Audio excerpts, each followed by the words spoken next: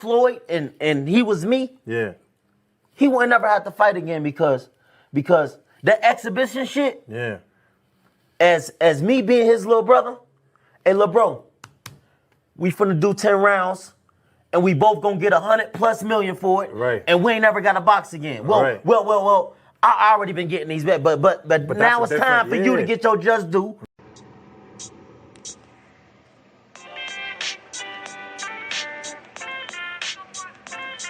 Yo, you know the deal. We back again. We never slacking. Word 'em up. Ladies and guys, whether if you drunk or you high, it's time to pay respects to the illest man alive. If you think you got a point, he'll shrink you down to size. And from there it's downhill like a slinky or a slide. Open your eyes. Got a deep connection with the rise, so you might see them jump in whenever they go live. Peep it. This channel blowing up now, it's not a secret. With tons of exclusive interviews to listen to. Them other channels I hate, but yo, they missing clues. They start narratives, sip the goose and twist the truth. It don't take a rocket scientist to get the proof. Just click the live at 4 p.m. Eastern time. But when you chime in, make sure you keep it kind. But if cowards want to debate, then it's feasting time. My man Jusdu shine busy all the time. Grind 24/7, 365. Videos he might have 365. My rhyme's sick, they make you do a 365. You get a rich if you think you fit to survive. It's Jusdueboxing, time to click the live. Ain't no beginners, if you soft, you ain't down to ride. I crush you, respect too, it's Jusdu. He got the illest boxing show on the internet. The boy been a threat and he ain't even had dinner yet. Word 'em up. Yeah. You know what time it is.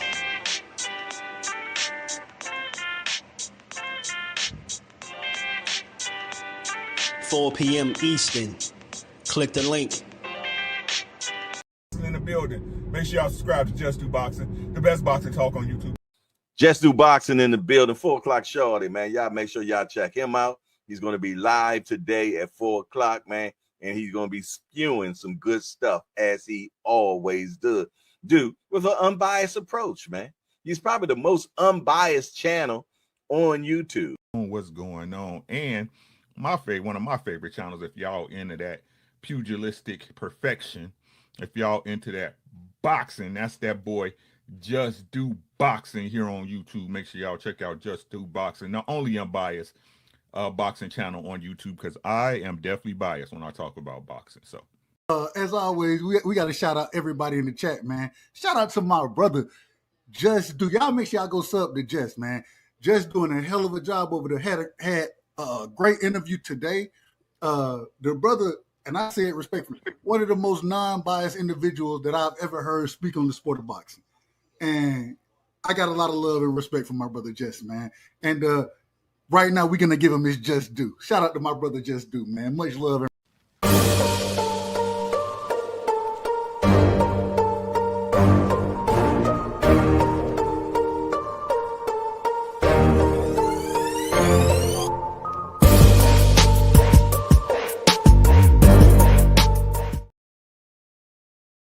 What's good? What's good? Salute to the family. How y'all feeling on this good Monday? We back to build on this boxing and give it its just due how we always do, man. Y'all already know. Smash that like button for your boys. Sub to the channel. Turn your notifications on. We gonna rock out for as long as my voice hold up. We gonna talk this boxing, y'all. Pardon my voice in advance. I've been losing my voice over this weekend. I don't know what's going on, y'all, but we gonna talk. We gonna try to have this boxing build as always. Where we at on the likes? I know we getting closer to 1 million. Old money swag, what it do, homie? Yes, sir. We gonna talk about it. You know I'm the clip king. I got that clip. Joseph, what it do, homie? 88. Sports Talk, what it do? Showtime, the guy in the building. This Shark is in the building. Mike Kirkland, my brother, is in the building. How you feeling? All things. What's going on, bro? Shout out to Jamel, my guy. What's good with it? The Chop Shop. What's good, family? The Truck and Tucker fight. Yeah. Where you at? Where you been at? Working, Chop? I know you probably been working. Yeah, they fight happened this past weekend, Saturday. BJ in the building. What it do, homie? Mark Nash TV. What's good with it, Mark? How you feeling, bro? Think Father. What it do? Teach, my guy. What's good? Shout out to Chop Thrill Hill in the building. Rod, what's good, homie? How you feeling? Shout out to the Brody Opulent LDTV. What's good, family? How you feeling? Sir Bruce moving fight Virgil. If you drop the belts, you should be moving up to fight for a belt. Yeah, it's a lot to unpack. Very interesting move to say the least. But you know, we're gonna talk about it as best we can, as we always do. And like I said, y'all, my apologies in advance for my voice to be going in and out. Hopefully, we can get through this conversation today. And I really got to look into getting some tea, y'all. I don't know what's been going on. I don't like it though. Feeling great. That's what I like to hear, man. I hope y'all all having some good weather, enjoying y'all days, man. And y'all ready to talk some boxing for a little bit. And we gonna get to it, man, because we got some fights coming up that's meaningful. You got some fights that already happened. You know, shout out to bro. He asked about the Tucker fight, you know, and Tucker and you know, Truck Simpson. And look, that was a good fight, yo. It was a really good fight to me. They just fought this past weekend and they delivered. It was the co-main event to Vito Melnicki.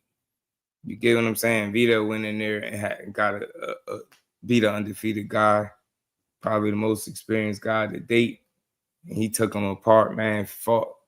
Very sharp performance, picked his shots well, dropped his guy, hurt his guy. Thought he was going to stop him at one point, but guy Vito was fighting was a bit more, you know, tougher than I thought. But he handled business. But as far as Tucker and Truck, hey, man, Tucker stood on business, bro. He did everything he said he was going to do, man. He came in there to fight, and that he did. I was a little torn on who I wanted to pick in terms of the winner. Right, but it's because I like both guys. But as I got to thinking, I'm like, I gotta make a pick. You know, I don't got to, but I am. I'm like, I like Truck. I think he's gonna have moments. He's gonna land some shots. He's not a super big puncher in the sport of boxing by any stretch, right? If he hit me, it knocked me the hell out. But within the sport of boxing, it's just not the biggest of punches. And you know, Tucker got a good beard of his own, and he's very busy. You know, and I got some accurate inside information that he you know, he was stretched out after the weigh-in, looking like he was exhausted. And Jahi Tucker was bouncing around like the Energizer Bunny. Shout out to my dog behind the hands TV. So that also played a factor in my opinion. Then when I seen the way he looked myself, I'm like, looked like he had a tough weight cut. That's not the end all be all, but just given the way those guys fight in their styles, I was like, Tucker's gonna outwork him and win on points. You know what I mean? He's not a super big puncher either. He can get you if you ain't on point, but you know, he's a accumulation guy. He'll wear you down, try to break you down, keep landing shots. He's a pest, very pesky, and he put them punches together, man. I love the way Jahi Tucker go in there and go for it every single fight, no matter who he in front of. And before we keep cooking, shout out to my brother Mike Kirkland. Always supporting the grind. Something before you get rolling. Appreciate that support.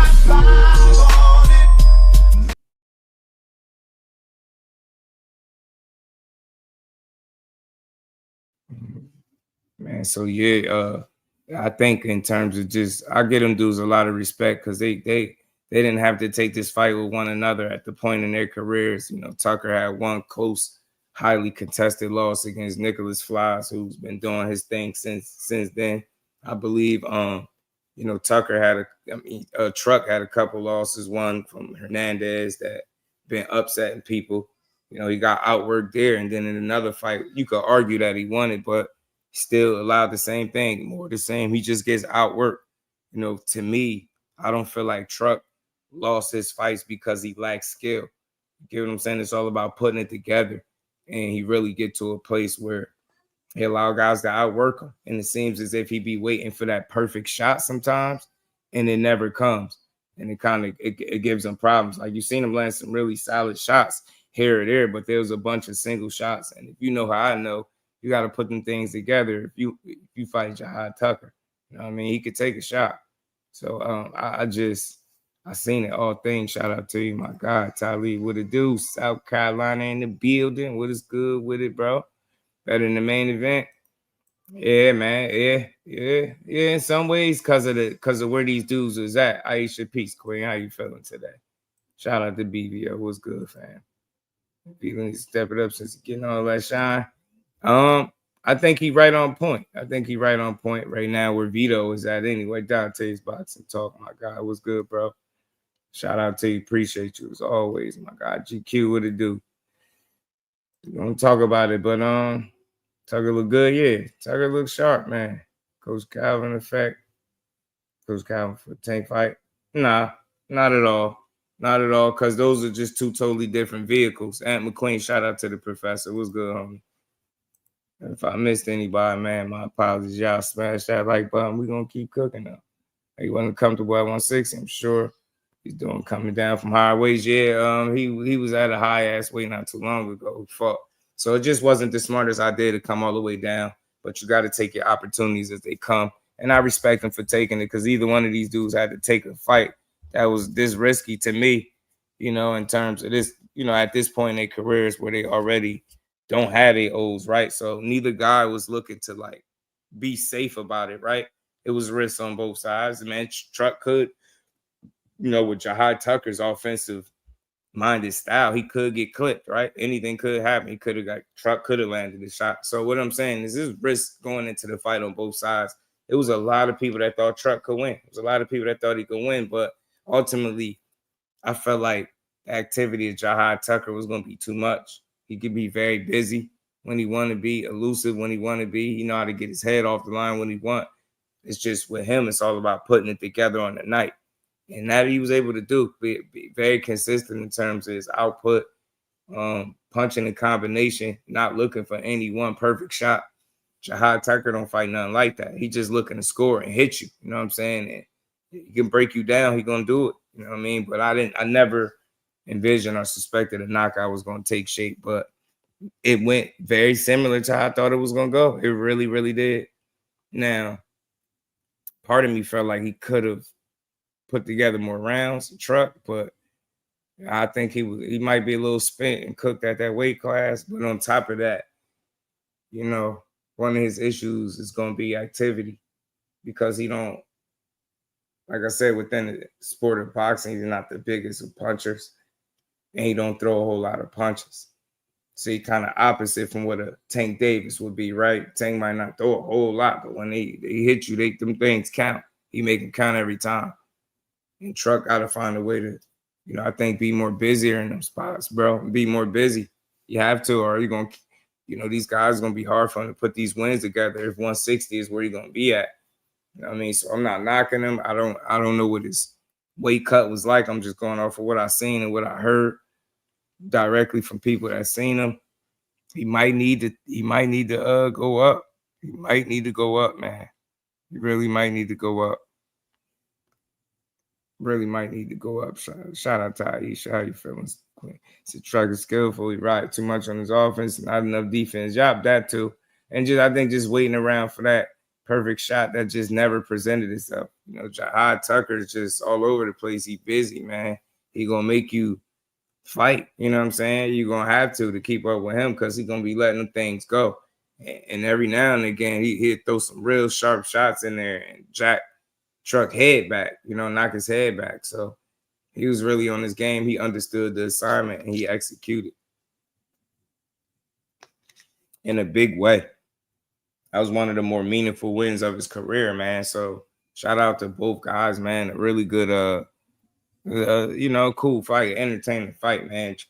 Tucker he understood the assignment. I work this dude. I'm going to go to the body. I'm going to mix it up. I'm going to move. You get what I'm saying? He's being versatile. He was in his bag. He was showing what he could do in there. And the crazy part is, Tucker is only, 22 years old, y'all. That kid is 22. Got a lot of time in front of him to keep honing his skills and sharpening them tools, man, because with the style that he has, very unorthodox. It's not too many people I could think of that fight like that kid. And I like it, because it's not what you see every day. And I really wanted to, he got a good team behind him. His dad got good support system, right? That stays on him, keep him locked in. Yo, as long as he focus and keep improving, he's gonna be very interesting moving forward, despite that loss. Never mind that. You know what I mean? He's so young, like, and he still bounced back from that loss. This will arguably be the biggest win of his career. You know what I mean? Or one of them, definitely for sure. So good showing for Jahi Tucker, man. He made I think some other people, some believers that night, man. He fought a very consistent fight. You know, tied up in moments, man. He controlled pace, fought on his terms, right? Did a lot of dictating and truck.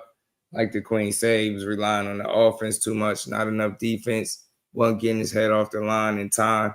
He's kind of sitting right there for shots, very planted and flat-footed because he just wanted to sit down his punches and try to get rid of this dude, but Tucker wasn't going. He had an answer for whatever Truck was trying to do in there. You know what I'm saying? And by many people's account, it just wasn't a whole lot, right? You know what I mean? He needed to fight with more of a sense of urgency at one point in the fight. And what pissed me off a little bit with Truck, and y'all know I'm fair. I try to be as fair as possible. I ain't going to be perfect with my assessment, but try to be fair or realistic, man. Truck, did y'all see the point in the fight, y'all, where he started, like, jogging back, like, you know, utilizing the ring? I'm like, bro, you losing. Like, if Calvin Ford don't tell you nothing else in that corner, pretty sure he ain't said nothing that made you think you was winning the fight. Why in the hell would you back off and start, like, I don't know if that was just like frustration or you just running out of answers at that point, but it was tough to see that. And he didn't do it for a whole long ass time or nothing like that. It wasn't egregious, but it was just like a few moments late in the fight. I was like, bro, what are you doing? You can't win doing that. Like, you utilizing the ring, like, bro, it's too late to be using defense. You had the whole fight to try that approach, bro. Why would you? Bro, Truck pissed me off a little bit. I ain't gonna lie. Just with that, like, how dare you, bro? You gonna wait till the end of the fight, start doing that? Using your legs and trying to use some lateral movement. You were supposed to do that earlier in the fight instead of just trying to walk to him and walk him down. You get what I'm saying? You needed more creativity with your approach. Should have been jabbing your way in, being a more focused, a guy that's moving that much. I ain't no rocket scientist, but damn, like, going to the body seemed like par for the course. You got a guy that's looking to move and box. Get what I'm saying? Like, that should have been your game plan. Cut the ring off and go to the body. And that's another thing. In all honesty, I'm not in the gym. I don't know what's going on, but I couldn't tell by the way he was fighting what his game plan was. I was unsure as to what his game plan was. Like, his approach threw me off. I was like, bro, Truck, what are you doing, bro? You're not giving yourself the best chance to win. I'm not fighting like that. I'm not doing that, man. And then you just like the waiting around. Like, he wasn't being first enough in this fight. And it tripped me out to see because he needed a fire lit up under him. He needed, like, you know what I'm saying? And I know Calvin's a realist. He's going to tell you what's what. He's not going to allow you to think you win the fight if you're not. So I'm pretty sure in that corner, he was keeping it a buck, telling you, like, bro, you down in the car. We need more. We need more. And you just needed more, man. You needed a different approach. You needed a way to find more consistent offense. It was very, very spotty. Whereas Jahi Tucker, you know, even shots he missed, like, he'll move around, get out the way, and just keep firing, bro. He had no fear in there. That's another thing. If you thought he was scared of any man, them two men was in there going at it, but Truck just didn't have the output and the creativity, I don't think. And maybe that could be gas tank issues. I'm not sure. I'm just guessing. Right? You far too economical with your punches. And then, like I said, late in the fight to back off and start using lateral movement. Like, nah, bro, that to in Jahi's mind, that's he feeling like you broke you now. Now you doing shit that definitely ain't gonna make you help you win. You get me? So it was hard. It was hard to see him go out that way. And because I know people gonna look, oh, it was up with Calvin. And I get it, but bro, him and Tank are dry. They got two totally different engines under the hood, if that makes sense to y'all. That's all. You get what I'm saying? Shout out to my brother Mike Kirkland back in that super chat. I appreciate the love, homie. So I like how you always talk about the weekend fights, even though I couldn't watch them. Yes, sir. Oh, you wasn't able to catch them? Yeah, it was some good fights this weekend for sure, Mike. For sure.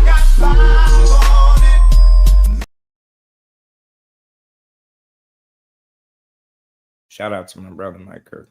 Appreciate you. Well, who else slipped in the back door? Back door ski, my dog Cal. Cool, it was good, homie. Finance TV, what it do? Truck was acting like he was up 3 rounds. Yeah, with that movement, man. Been through a lot. What's good with it, fan? No cutting the ring. Oh, he was just following them. Yeah, can't match that output. He was just following. Flying frequency was good with it. I think it's starting to show. I think it is. I think it's starting to show. Y'all hit that like button. We're gonna keep building. Yeah, I mean, I hear it. I don't think they got exposed per se, but people going, the conversation is definitely gonna start, but it's all good. But I think they are still who they are. You know what I'm saying? They just John Tucker's a busy dude. He had the answers, bro. And unless Truck was going one shot him or drain his body, he just didn't have success in the right areas. And some of that was his approach, right? I know Calvin and them was telling him the right stuff, but there's only so much you can do. You can't fight for him, right? So it's one of those situations where you gotta be able to listen to your team and trust them, and go out there and work. And again, he just fought in a way that wouldn't allow him to do anything more than what he done, which was have some moments in that fight. You know what I'm saying? He knew after the fight that he lost. You know what I'm saying? He looked, like bro had pointed out, he looked very humble after the fight. But, I get it. And look, don't hang your head, Truck. Look, you lost the fight. It's your third loss, that's the only thing about it that sucked. It's your third loss. Where do you go from here? I'm not quite sure. You at 160. If that's where you're going to campaign at, it looked like you might be taking something from yourself to make that weight. I'm not sure. I'm not in camp with you. I'm just guessing based on how you look with the weight cut. Maybe he needs to go up.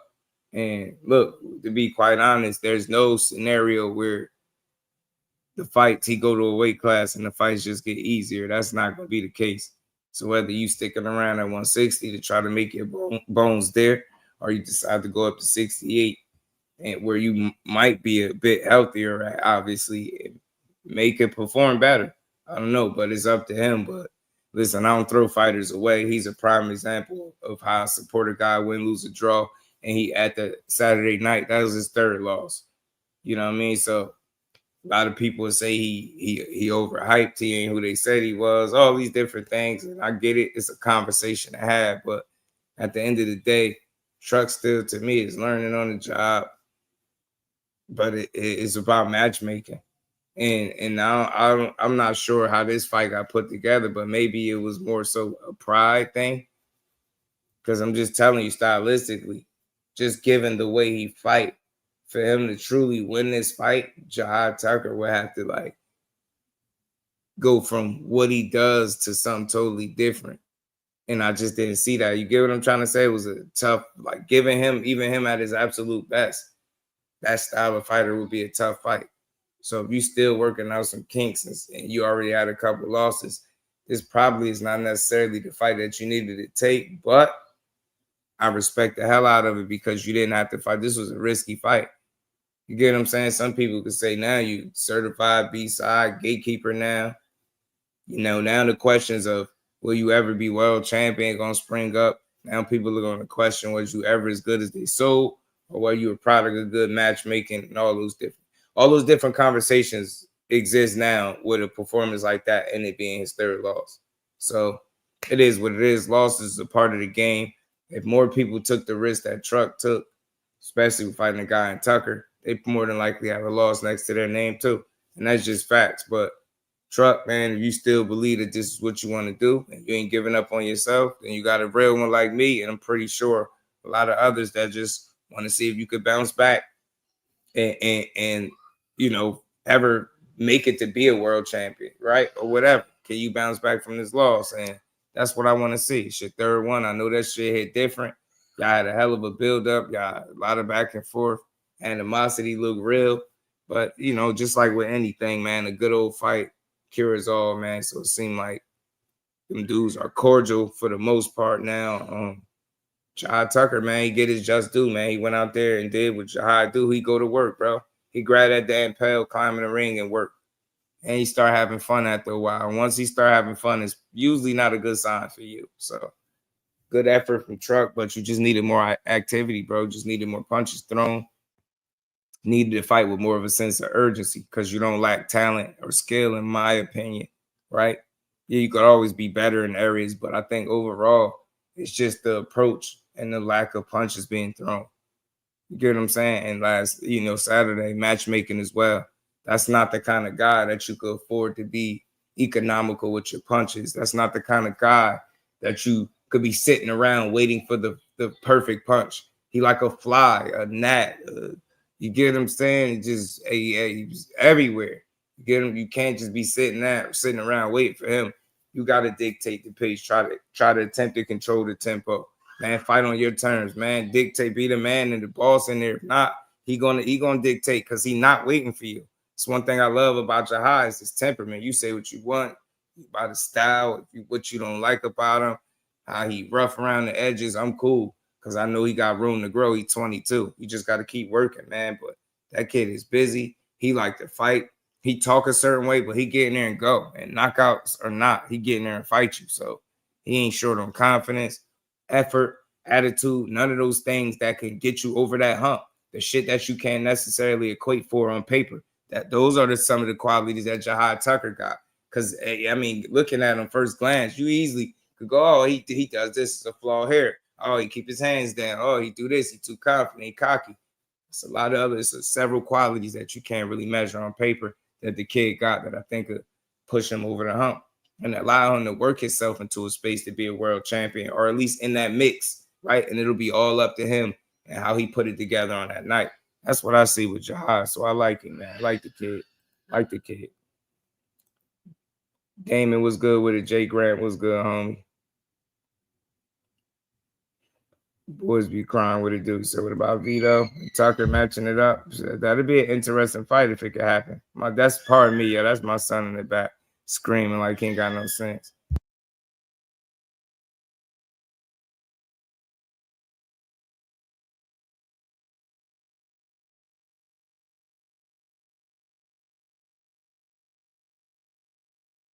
My bad, y'all. Daddy duties, man. We done moved over the weekend, y'all, man. We still trying to settle into the spot. And my son just been on 100 since we moved, man. He's off his rocker. Shout out to my homie, the Chop Shop. Appreciate that support. He said salute to my brother and the Dude family that came on to some extra ducks. So I'm sharing it with one of the hardest workers in the game. That's real, man. I appreciate that, homie, for sure. And I'm glad you came up on some extra duckers, man. Salute to the real.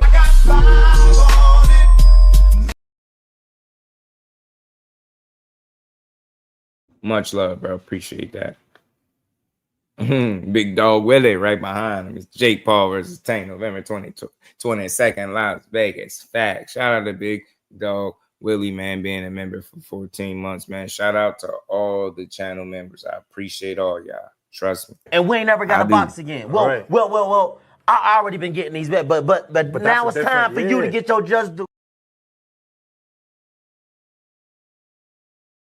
Big shout out to my homies, man. Appreciate y'all, man. Much love. Congrats on the place. Oh yeah. I swear, it should be. I hope so. I hope we don't have no issues. It's supposed to be better, but they always tell you that. So once I find the perfect spot, I still ain't find the perfect spot where I want to set up at. So I'm kind of, freestyling it.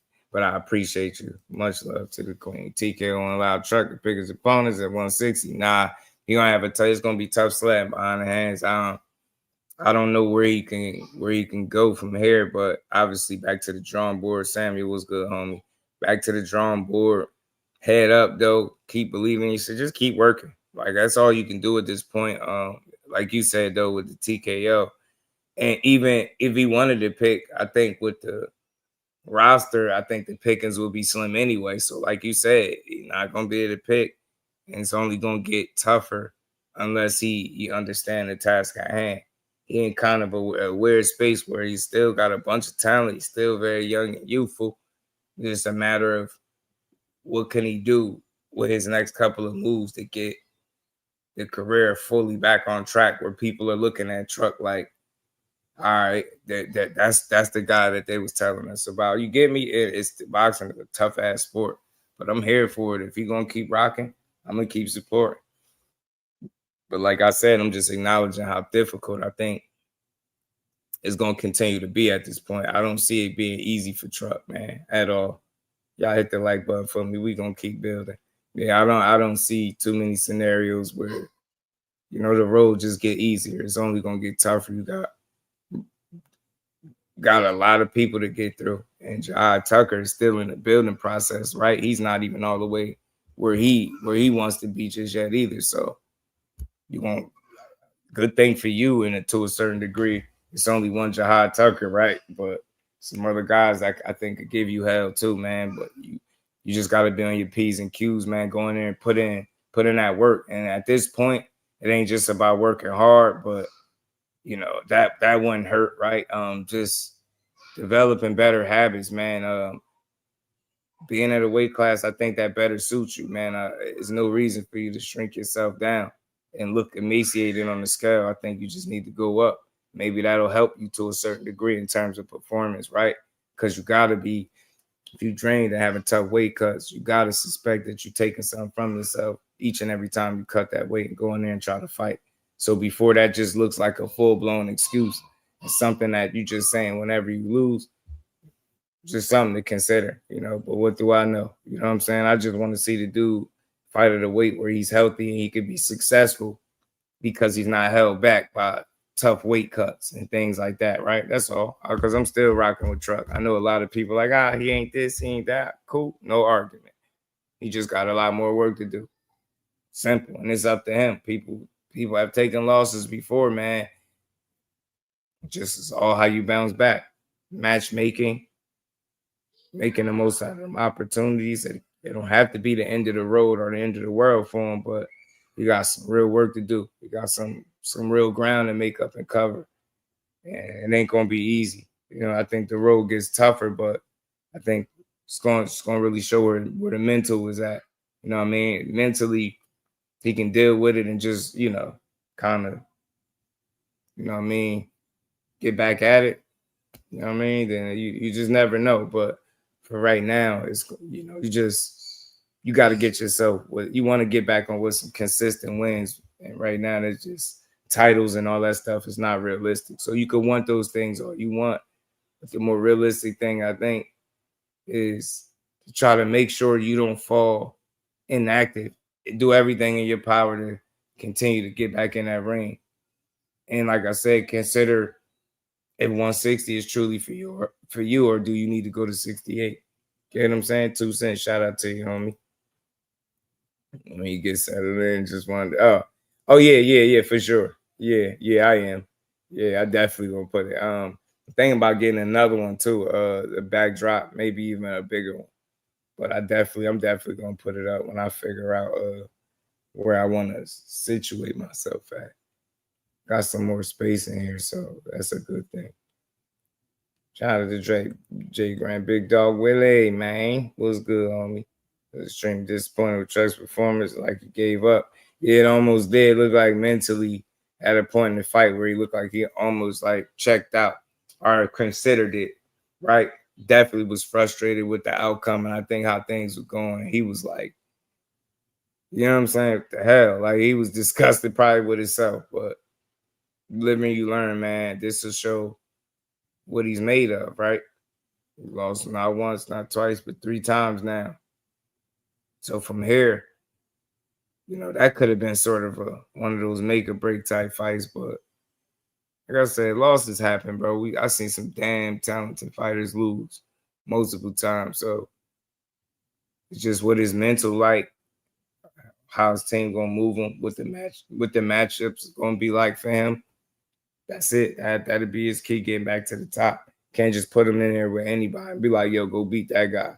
It gotta make sense now. You had an opportunity to see him, the better version of him and the worst version of him, right? So you got, you know what I mean? You got some figuring out to do in terms of how you're gonna continue to move him, right? You want to be smart about it. And this was always a risky fight with Jahi Tucker. Stylistically, definitely a risk. Could have been a risk on both sides, but think more so with Truck because he already coming into the fight and 2 losses, and you fighting a guy that stylistically he has an advantage over you, which is output. You could take a good shot as well as like you had your work cut out for you with Jahi Tucker for sure already. So anything adding to that, maybe tough weight cut or approach, giving them saying economical with the punches, all of those things just put you further and further and further behind the 8 ball. And that's just not something you could afford. Get what I'm saying? Because you at your absolute best versus him at his absolute best. The gap isn't, you know what I'm saying? You don't have no crazy gap over him where you could afford to have a tough weight cut and still go out there and beat that guy in the fight. In the 10-round fight, it's just tough to see that happen. You get what I'm saying? So you got some decisions to make. Hopefully make the best ones for him, and he can get back in there. I mean, it was tough, but credit to Jahi, man. He went out there and fought. He went out there and fought a good fight, man. A smart fight, too. Consistent. So, good weekend, and shout out to the main event guy, Vito Melnicki. Jersey was in the spot. Like I said, he be his most experienced guy, I think, to date. Undefeated guy, broke him down a bit, dropped him. He had his guy hurt. He controlled the fight, was never in danger at all at losing. And that's that behind the hands TV pointed it out. He's, chopping it up. He said that was probably the sharpest he's seen him. And I think I could agree because, sharp in terms of just what we know what sharp is, but just decision making. Everything was accurate. He was on point. He looked very comfortable, right? He wasn't pussyfooting in there. He wasn't half-stepping. Like, he was getting to it. He had his mind made up. He had a job to do. He was confident in his game plan. You get what I'm saying? You can identify with what he was trying to do at times, whereas like a guy, like I said, with Truck, he really didn't know what the game plan was. It just looked like he was waiting for a perfect shot. You know what I'm saying? And he'd go to punching a combination here or there, but it was spotty, But shout out to Vito, changing levels, going to the body. He showed growth in this fight. If you followed the career, if you've seen the loss, then you've also seen him bounce back since then. So you would know exactly where he at and why this is a meaningful win for a guy like Vito Melnicki. So continues to put himself in a good space. And I'm just glad to see that he putting on not only for Jersey, but for himself. Took a loss. We as boxing fans, we throw people away after a loss. He's a prime example of why you don't count people out, why you don't throw them away after the loss. It's part of the sport, and it given an opportunity to bounce back. A lot of these dudes mentally have what it takes to bounce back and get, and keep it pushing. And he's one of them. Shout out to Vito Melnicki. Really, really good win over this past weekend. Big Dog Willie said, Truckers at neck, Derek Chisora, no joke. Damn. And we ain't never got a box again. Well, Right. well. I already been getting these back, but now it's time for you to get your just due. That's a great question too. What's plan B? We couldn't hurt him.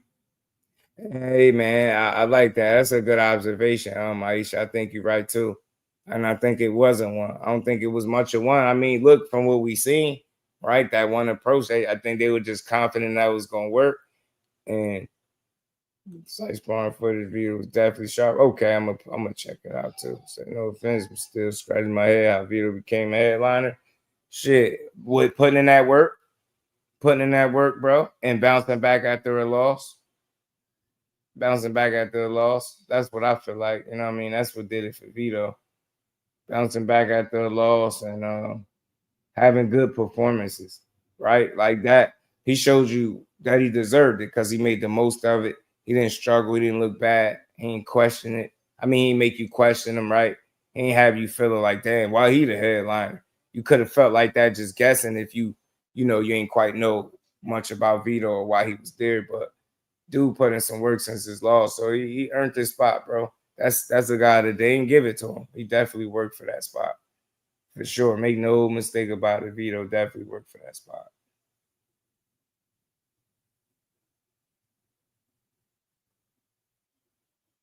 I just want to see what he can do from here. I want to see more Vito Melnicki. Why not? You know what I mean? First pro fight was in the Prudential Center, yeah. And the record books is the youngest fighter to turn pro in Jersey. That's a fact. Shout out to Jersey, man. He said, why you remind me of Joey Spencer? I see what you said, though, Thrill. I get you. But yeah, man, they was limited on plans, man. That plan A didn't work, Aisha, and it was it. No plan B. Like, and you know what I think led to maybe led them to believe that they could hurt him, because I don't know if you caught it when it was going back and forth. I was covering and they was like putting posts going back and forth, tagging each other, talking crazy. And I seen Truck had posted up not the video of a sparring, but picture, and it looked like he had dropped Jahi. So maybe that gave him like that false sense of confidence that, yo, if I can drop you with headgear and bigger gloves, you know, I should be able to hurt you with smaller gloves. You get what I'm saying? 10-ounce gloves, and you get what I'm saying? No headgear. So yeah, man, maybe that's what made him feel like, yo, I could hurt this dude. I know I could. And he just found out Jahi a little more game than maybe he anticipated.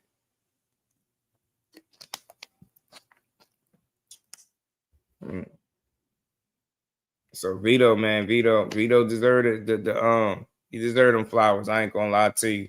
I ain't gonna lie. He put in that work. You see Vito getting past your eye.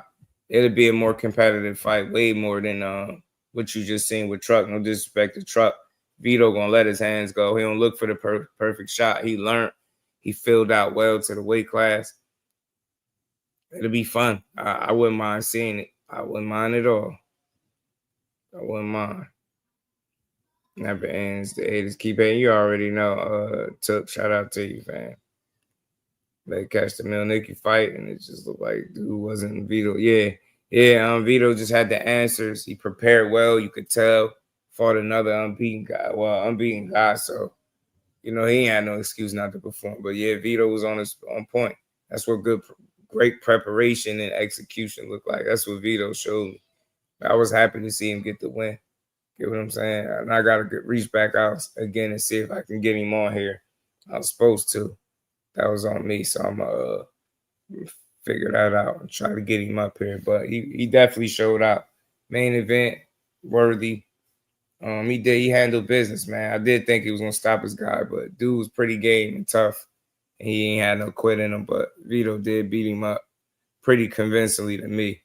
And when they asked him, like, what's the prediction? Hey, he said domination. And he was right on point. Like, they didn't have too many rough moments in there. He took control of the fight, and I believe he just stayed in control of the fight. You know what I mean? Good mixture of offense, you know, going to the body, not head hunting. Fought like a really smart, seasoned fighter. You know what I mean? You can tell he learned. If you've seen him early in his career to now, you know, Vito has made strides of improvement. Vito get the win. Jahi's more talented from an athletic standpoint. Vito's more consistent with the fundamentals. That's the truth. That's the truth. That's not even everything boxing, bro. Everything boxing got a wrench, bro. That's a good try, though. Good try. Vito spar, Marquise Stelline, just Casarakis, Quentin Randall, and David Stevens. He was over prepared. right. And that's what they behind the hands. That's what you call leaving no stone unturned, bro. Crossing your T's, down your I's. That's what Vito did, and it showed. He was able to perform and you know, dictate that in the fight. So a lot of times you hear about the things that they work on and they speak on them, but when you see them execute them in real time and because of it, they win, especially one of their more meaningful fights. That was the more meaningful fight of his career. You get what I'm saying? He wanted to win. He had no room to be coming out there taking no loss.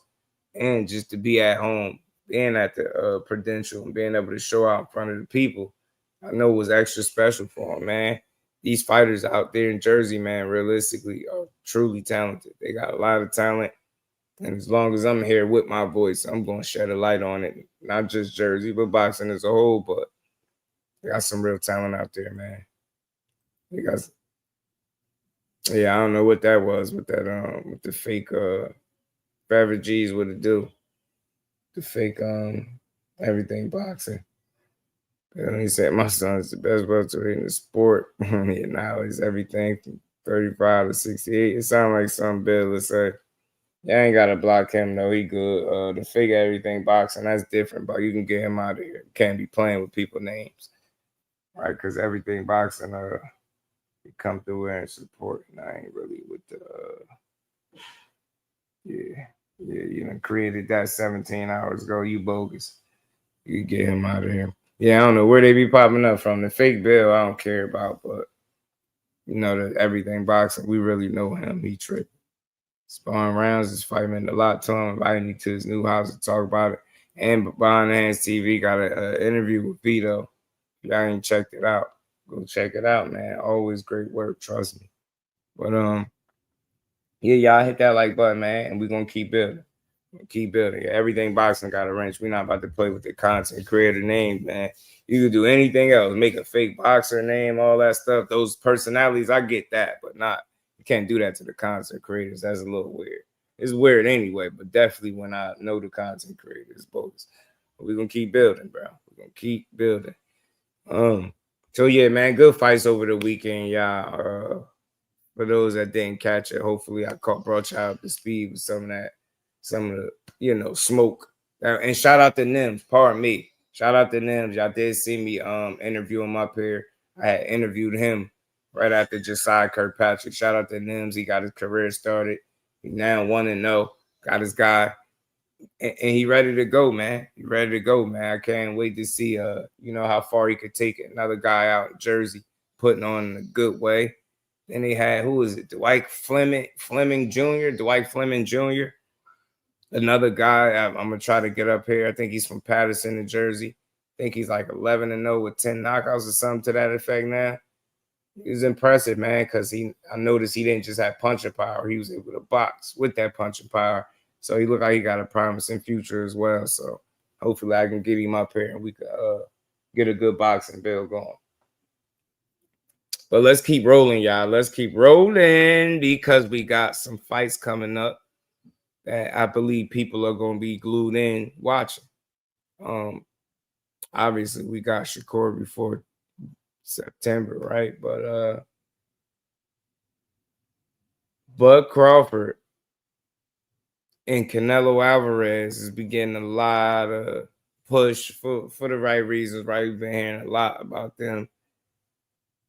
What's this? What is this noise with people pushing that Terence Crawford is somehow scared of Canelo Alvarez? I'm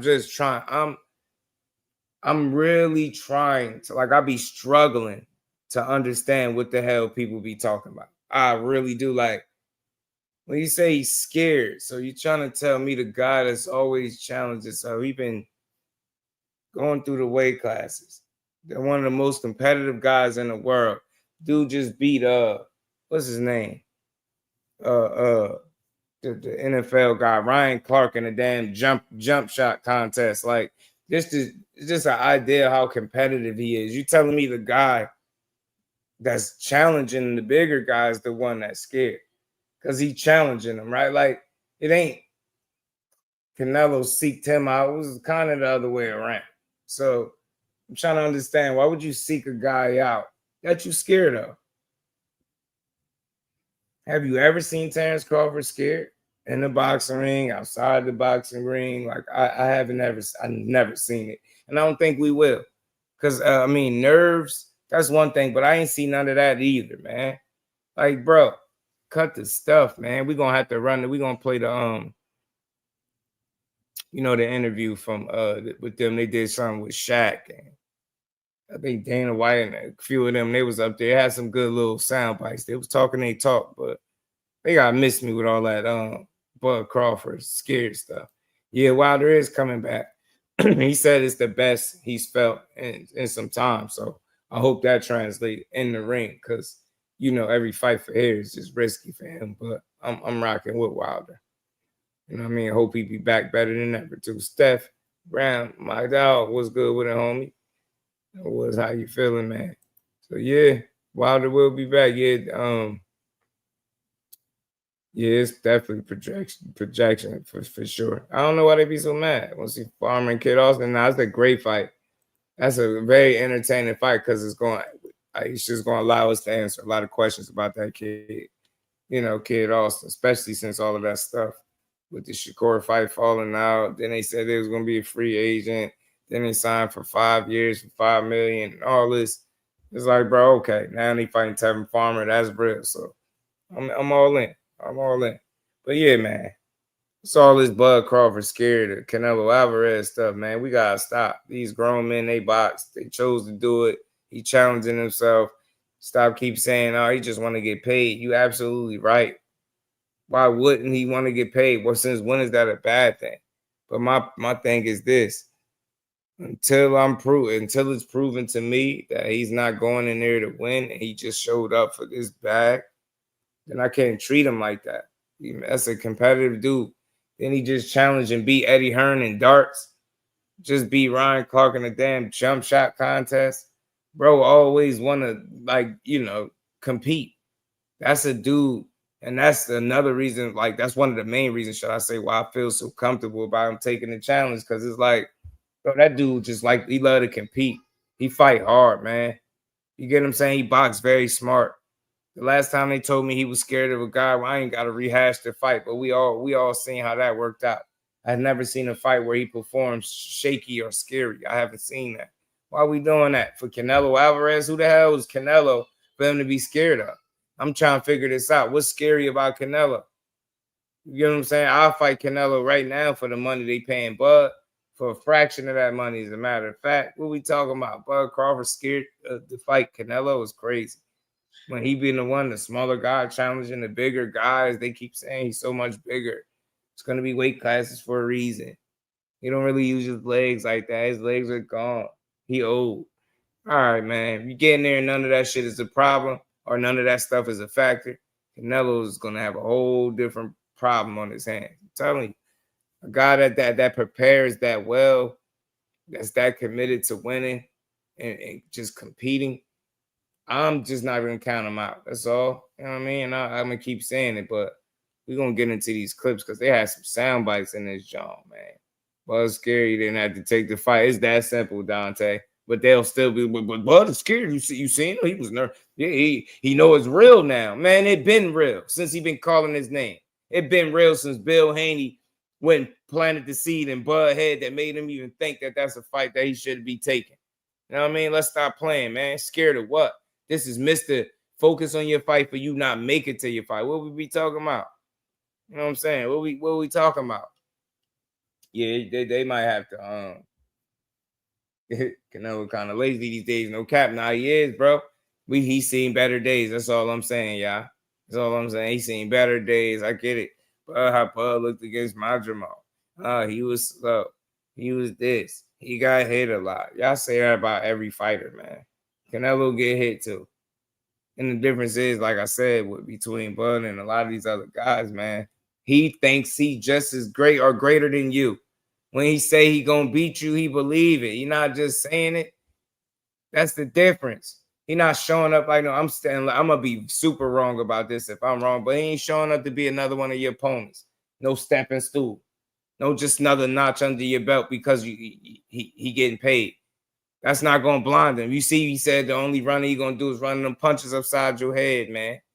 And he meant that shit. Bud Crawford meant that. He meant it. He meant it. For what it's worth, he meant that. Run. That up out of here, G. Ain't nobody running from you.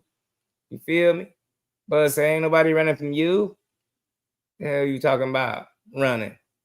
Your uncle Turkey Alashi pay you enough money because it's gonna be the last. That's It for may sure. be. It may be. Maybe. I hope he pay you enough. Continue. If you look at my career, never say after me. He said, Uncle Turkey gonna pay you enough. It's gonna be your last. You know, Canelo talking crazy, bro. He just told Bud Crawford that's gonna be his last payday. But Marcus was good, homie. You know what I'm saying? How you feeling, bro? What's good with it? Yeah, PGH big dog in the building. Yeah, if he on that weirdo time, he can get it. Yeah, we ain't on that up there. Just ain't. Channel popped up in my algorithm. Shout out to OE. Nam. I don't want to say your name wrong. OL Nam. Shout out to you, Nam. Appreciate you sliding through, man. Hit that like button. Sub to the channel. You like good boxing content? The algorithm did you a service today. The butcher was good, homie. Shout out to D, man, my brethren. What's good, Brody? How you feeling? And keep building. Because like I said, man, I know people just like to talk and get the conversations going, stir the pot a little bit. But we going to do it Realistically, like we ain't gonna make it up. Like who the hell think Terence Crawford scared nowadays, bro? Scared of what? He been doing this shit for how long? Why in the hell would he be scared? Because it's the great Canelo. He don't give a damn. He don't care about that. That's the difference between him and all these other people, man. He don't care. He don't give a damn. You know what I'm saying? Canelo, whoever you want to call him. He don't care. Your uncle Turkey Alashi pay you enough money because it's gonna be the last. That's It for may sure. be. It may be.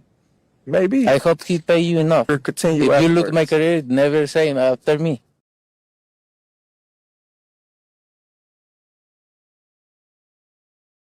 Man, yo. That's ridiculous. Man, to Turkey out that cheek, he talking crazy, man. He said, man, Uncle Turkey. Did he just call Turk his uncle? Or was he saying he Terence Crawford uncle? Which one? I mean, he talk crazy. Talk crazy now. Only running that I'm gonna be doing is running upside his head, and I can assure you that. Facts. The only running that I'm gonna be doing is running upside his head, and I can assure you that. Facts. And he got a big head too.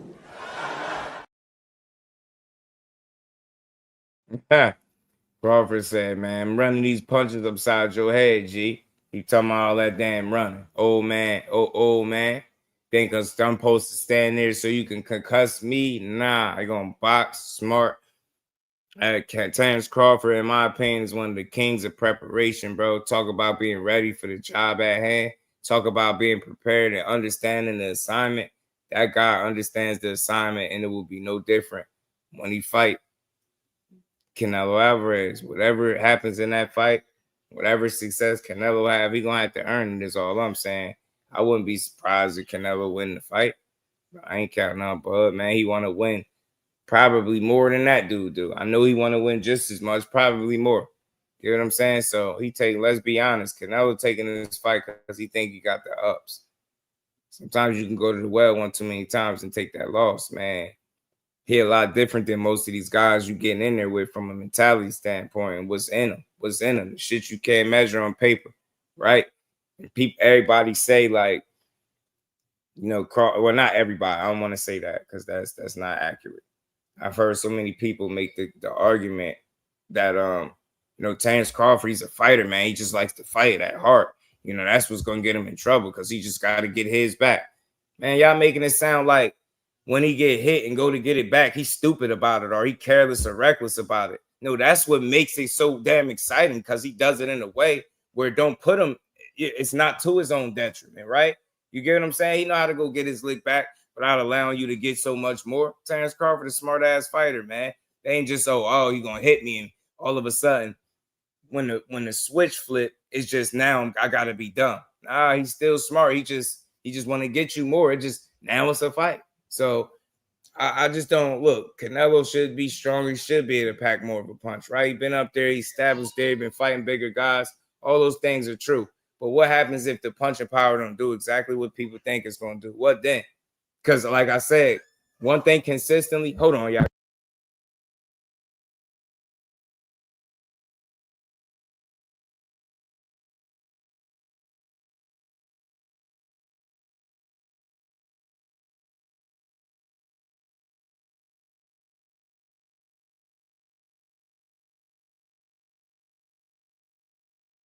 My bad. We back. So, Thomas, what's good with a homie? Big Supreme, what it do? Yeah, I listen. We gonna have to see 619. What's good with it? So, like I was saying, man, all this Canelo to knock out this, knock out that. I don't know, man. I don't know. He's shown me several fights that he ain't knocking people out just like that if you ain't giving it to him. So I don't think Crawford will give him what he want. And that's what's gonna make this a challenge, man. That lazy approach ain't gonna work. He's gonna have to actually work in this fight, I believe. So it's all about preparing the right way, that game plan and execute, knowing what this dude's weaknesses is, what he don't like, and what he looking for. And a lot of times, man, once Canelo is comfortable, comes in there sometimes not behind the jab, just firing off them hooks, uppercuts. You know what he want to do. You know what he want to do, and a lot of times how he want to do it. Yeah, he still got upper body movement, head movement. Those things are true, but still ain't the same exact fighter that he once was, right? And with all that stuff being said, everybody is human. He slows down a bit. He's very human, right? His puncher power ain't been getting rid of guys. Charlo got a pretty damn good beard. Know he's been a career 54-pounder. And, Buzz came up from 35. But shit, go check the numbers. Canelo started at like 140, I want to say. He started at like 140, and some could make the argument that he could be a blown up 68-pounder, right? Some could make that argument. I don't give a damn about no Kovalev win. We clearly understand he's not a 75-pounder. Had no business playing with them people, them folks up there. Get what I'm saying? So that's not who he is. 68, kind of blown up. He's a little stocky guy, but he ain't the biggest. You know what I mean? Like, I just don't think the biggest challenge for Crawford is being able to perform with that added weight, because that's realistic. And obviously, being able to absorb a punch from a guy that, spent some years up there at the weight class. So there are risks. I don't want to act like I'm not aware of them, but I'm not going to have this conversation where it sounds like there's no way Canelo could lose to a guy that I think is every bit as skillful and crafty, if not more, right? So I don't know. Without the knockout, what happens? You get me? And a lot of times at the highest level, knockouts don't happen. We still get them, but it's not going to surprise me if you don't get rid of him. And out of all the assessments that I've heard, I haven't heard too many people say he's more skillful than Crawford. They just solely focused on size, his experience, and being good enough to eventually stop him. And I think that's a stretch. I think some shit really got to happen in his favor for him to prep and set himself up for a stoppage. I don't think Terence Crawford is going to be anybody's easy KO victim. I don't think so. So what his approach is going to be for this fight is going to speak volumes. You get what I'm saying? You can't be lazy with Crawford. I'm telling you. And fighters are creatures of habit. You've been fighting a certain way for a while now. Are you going to just break out of what you've been doing? Right? Or are you going to do something different? Or is you going to have a different approach? Is this going to be a much different Canelo Alvarez all of a sudden? Like, what's going on? So, I don't know. You get me? So, this fight is going to prove it, though. This fight is going to let you know. You know what I mean? This fight is going to let you know. Shout out to my guy, man. Method Man. Shout out to Big Supreme. Kansas City Mac, my dog. He said, Canelo said that Bud is more skillful than him. I'm telling you, Bud is a skillful dude, man. I'm just enjoying the press conferences and the build up to it, man. It's fun to watch. And I think the fight is going to be even better. You know what I'm saying? I think everybody going to get their money's worth that night. You know what I mean? But let's get to this, because we talking about Bud and Nello, right? They did that sit down with these fellas, these folks over here in Riyadh season, the GOATs podcast they did, where they all sat down and did some talking, man. We're going to listen to some of this. It's like 20 minutes long. I don't know if y'all caught it, but we're going to catch it together. Moving at 54 is not the same. Yeah, I mean, shit. I feel like still move really, really well, though. I think people seen him get hit more than what you expected. But again, it may have looked a certain way, but he still got it done. And he neutralized and reduced Madrimov to a one-handed fighter. It's a lot of things he did well in there. You know what I'm saying? I think people expected him to look a certain way, and if it missed the mark, then we like, yeah, he ain't look. So, that's one point. We're going to see. You know what I'm saying? If 68 is a death sentence for him or not. Because I understand the concern, but shit, only time will tell, man. I just can't wait to see the fight. I'm glad they actually going to do it, and it's on the way. But let's get to this, man. They sat down with these boys.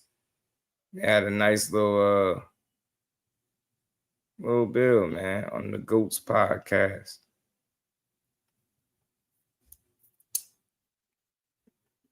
And I feel like at some point, stressed out boxing with a dude Rob was good, homie. I feel like you that lazy approach, Xavier Richard Crawford, bro, embarrassed Canelo. I'm telling you, I ain't doubting Crawford, man. Canelo, I've seen him be outboxed to me more than once.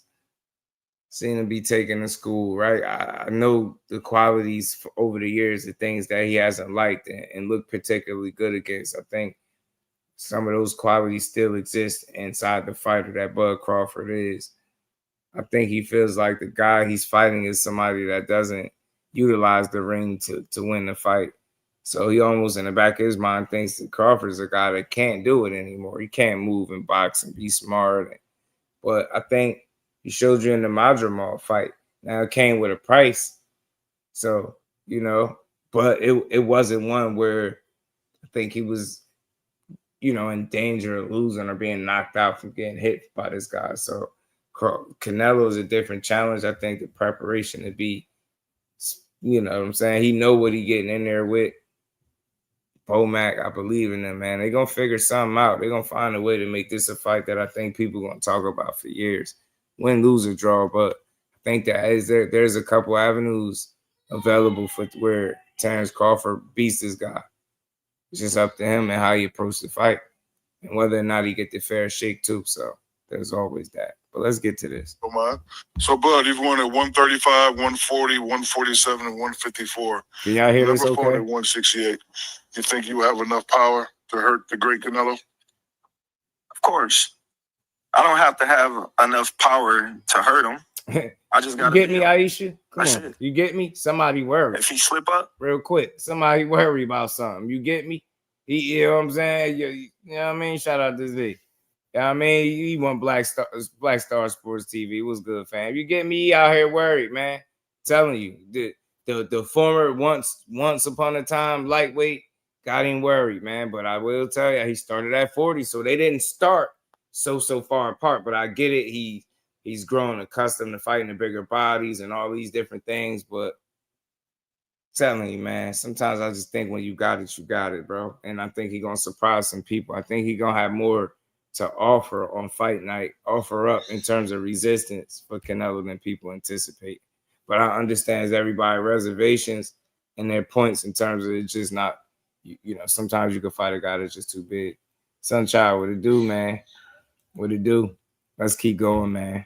Then, he will get hurt. So, Canelo, Terence is naturally the smaller fighter, quicker, more agile, but he does have a 4-inch reach advantage over you. How do you plan on dealing with this? I've been in this sport like so many years. I've had so many good fights in my career, and I had the experience to adapt myself to these kind of fighters. I fight everybody out there, every style, and I'm gonna do my job and put all my experience, all my talent there, and that's it. And speaking of experience, he also has experience. Yeah. What can you do that 41 other fighters could not do? I'm different. I'm a elite fighter. So I'm an elite fighter. Big difference. How long have you guys, obviously thinking about this fight and fighting another great fighter like Canelo and like Bud? How long has this fight been in the making? No, I never thinking about the fight Crawford. I never in my life, because he's a low weight than me. So, but I never thinking about it. But that's the fun part of boxing. You never know what is gonna happen, right? And now we are here. And I'm glad to share the ring with one of the best fighters out there. And I'm just younger in age, but in terms of that wear and tear, you get what I'm saying? For me, I don't necessarily measure boxers by their age. Sometimes I look at the amount of fights they have, and this dude been fighting since he was 15, got close to 70 fights. So he got a lot of wear and tear, but he's definitely the younger guy. Was Canelo 34, 35, one of the two? He said, never in my life. I'm telling you, his accent, hilarious. So even though you see a small fighter, when you look in his eyes, do you see a fighter that could possibly beat you? No, never. Never. So he will never beat you. He's obviously he's a special fighter. He's a good fighter, but That's why they are good weight classes, right? And we're gonna find out September. Go ahead, Dana. I've been a big fan of boxing since I was a kid. I wouldn't be sitting here today if it wasn't for boxing. For this to be the first boxing match that I'm involved in promoting is an absolute honor. Never in my life. All time, and one of the biggest fights ever in the history of the sport. So, very, very proud moment for me, and I've done a lot of things in my career. How do you see the TKO Boxing League being and evolving over time, which you hope, obviously you getting involved in boxing and this being your first fight? How do you see it evolving over time? Yeah, well, I've had a lot of criticisms of the sport over the last 30 years. The way that I'm looking at this is I'm going to start building from the ground up, looking for young talent, up-and-coming guys, putting on fights sort of UFC style, from the first fight of the night to the main event, stacking the card, with the best talent possible, changing the live event, changing the production of the show, and Shake Turkey has a lot of never in my life, in the works already over the next 16 to 18 months. Never in my life, never with superstars like never these guys. But I'm looking at rebuilding the sport. Literally, this guy is the only guy in the history of the sport that has actually invested in it. Most of these guys just take. Shake Turkey in the last 2 years has invested more money in the sport of boxing than every promoter throughout history. So, see, but I don't even think that's a real comparison. It's not a realistic one, because the rest of these guys been around for a while, and they ain't been just losing money. You can't. They wouldn't. See, this is the thing. Why I don't think it makes sense to compare what he doing as far as what the traditional, I'm gonna call it, promoter is doing. Because nobody would be in fucking business if they was losing the money that they saying this dude is losing. Get the hell out of here. That shit ain't the same. That shit ain't the same, bro. Who would have thought that, at some point in boxing, 2020 something, that some guy come out of left field and be able to just lose money, which is wild. None of these dudes would be in business. They were just losing the money he was losing. So just say how much he invested. Pump your damn brakes, man. Stop lining it up. Like, these people got real skin in the game, as they call it, right? They've been a part of boxing. You don't just get to come around, make a couple of fights, be around for a couple years, and because you lost millions upon millions of dollars, you get to make it seem like you something that boxing is missing. Nah, it's way too early for that. Show me that you can give us the fights that boxing truly ain't been giving us. Show me that you can make the fights that boxing been marinating, and you can do it faster. Until you doing that shit for real, when I can sit down and write, or we can discuss a list of names of fights that he put together that if it wasn't for him, they never was going to happen. If you ain't doing that, bro, stop. Because the Times Square shit was awful. It was bogus as hell. Nobody could see it. You wild anyway.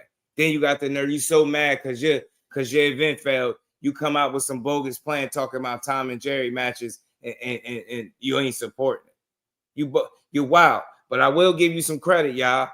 I don't know if he been listening to the YouTube space, but I heard something about a KO incentive for this fight. That's something that you should have been looking to do. I told you, the KO incentive makes sense, bro. That makes some sense. Give people a reason to fight harder than what they already fight. You get what I'm saying? So yeah, you can make some more money if you knock somebody out. Then yeah, I can see somebody having an incentive to do more than what they already was going to do. But other than that, man, stand easy, man. Sit down, man, with all that shit. Get what I'm saying? We ain't trying to hear it, man. Legacy remains. What it do, fam? Yeah, it's not sustainable, so it's hard to compare what he's doing with what the other guys are doing. Nobody will have the luxury to just be losing, I don't even know how to say, egregious amounts of money, like, from what we understand. Let's keep going. I'm looking at this thing completely different than anybody ever has. He told me something yesterday that I thought was very profound. He said, every event I do, I lose money, but I just love these guys and I just love the sport. So every event you lose money. Kudos to him. Yeah, I think for any sports fan, you want to see the best fight the best, and it doesn't matter what sport it is.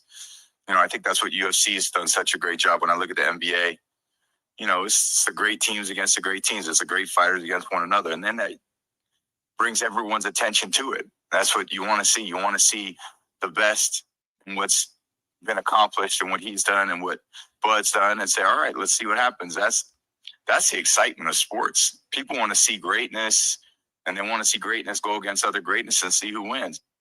But that's fair. I mean, people always want to see greatness, as long as that greatness is on an even playing field too. I don't want to hear that nobody revisited the founding youth and they got their Benjamin Button on. We're not going for none of that. If I hear that shit one time, it's automatic 3 strikes you out. The whole fight is off in my mind. I'm already awarding the winner and all that. They got one time to say that shit. Just one. I hear that one time, I'm going to lose it. I'm going to lose it. Sure. How would you like this fight to end? I need it play by play. How would you like this fight to end? And after your answers, I need your answer. How would you like this fight to end? Well, I won't say like to. It will end with my hand rose, making history. I like that answer, but talk some shit, bud. Listen. I might be the smaller fighter, but Canelo can testify to this. Man. He went up against bigger fighters and been victorious. So all that smaller fighter and I'm the bigger fighter, that goes out the window when you got skills. But Canelo, he's a tremendous fighter. He's got the skills, the experience, the power. He got everything. That's why it's so intriguing. Everybody want to know, can Terence Crawford take Canelo power? Can Terence Crawford deal with Canelo pressure? Can Terence Crawford deal with Canelo's body attack and his experience? And that's why everybody want to see it, because they know how great Terence Crawford is, but they don't know how great Terence Crawford is at 168.